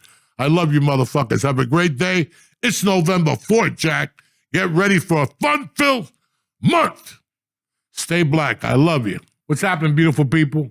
Uncle Joey here. Ever since I've been getting out of the hospital, I started on my myoma treatment again. Listen, if you've been struggling with your weight, your energy, or your hormone levels, it's time to take better care of yourself and your gut, like I did. Bioma makes it easy. It's a gut supplement that has prebiotics, probiotics, and postbiotics. All 3 of them, baby. You get your microbiome acting like it should. Just take 2 capsules before breakfast, and you're good to go the rest of the day. You know what I'm saying? You're gonna listen. Give it a couple days. You're gonna feel great about yourself. You're gonna feel a little lighter, and you're gonna feel a little bit healthier. Bioma helps calm your brain fog, anxiety, and those mood swings. Your gut will be better, and your life will be a lot better. It's a win all around. Listen what we're gonna do here on the church, okay? Take 15% off your Bioma order. To get started, just click the link to our show notes and press in code Joey, Joey. Boom. That's code Joey for 15% off your order when you click in the link in our show notes. What's happening, beautiful people? Uncle Joey here. Listen, Halloween is over, and this is the time of the year for the real tricky from Savages. You want to walk in the room dick first, correct? With your balls sticking out of your pants, people looking at you like, what's this guy up to? You want that? You got to make an impression with Blue Chew. You're like, Joey, what's Blue Chew? Blue Chew is the original brand offering chewable tablets for better sex. Yeah! Make your crotch stronger, harder, and longer lasting. Like someone gave you downstairs a pep talk and a gym membership and many other things. You understand me? Listen, I'm an old man. When I need that voodoo stick to get up, I pop a little Blue Chew. That motherfucker was vibrating the other night. When was the last time your dick went from up to down? I even called my wife. Look at this fucking savage. You better jump on it before it starts vibrating. That's Blue Chew. Give her the book club something to talk about. You know when you lay it down, they're talking about how it gets up. Nothing makes you more of a legend than a little Blue Chew, okay? Discover your options at BlueChew.com. And since it's Tuesday, it's the first Tuesday in November, I got a special deal for all our family members. As always, we're going to give you your first month of Blue Chew for free. That's like giving you a fucking pass to Sling Dick with a membership card with a picture of your balls on it. You understand me? Just use promo code Joey at checkout and pay $5 for shipping. That's it. Join Blue Chew's mission to upgrade humanity one thrust at a time with that. Listen, that little dick of yours will put that motherfucker to work, Jack. I don't care if it's 1, 2 inches, a half inch. It doesn't matter with Blue Chew. You become a fucking animal. You understand me? So head to BlueChew.com for details and safety info. Like when your dick gets hard, don't hit it with a hammer. That's Blue Chew, cocksuckers. You know what I'm saying?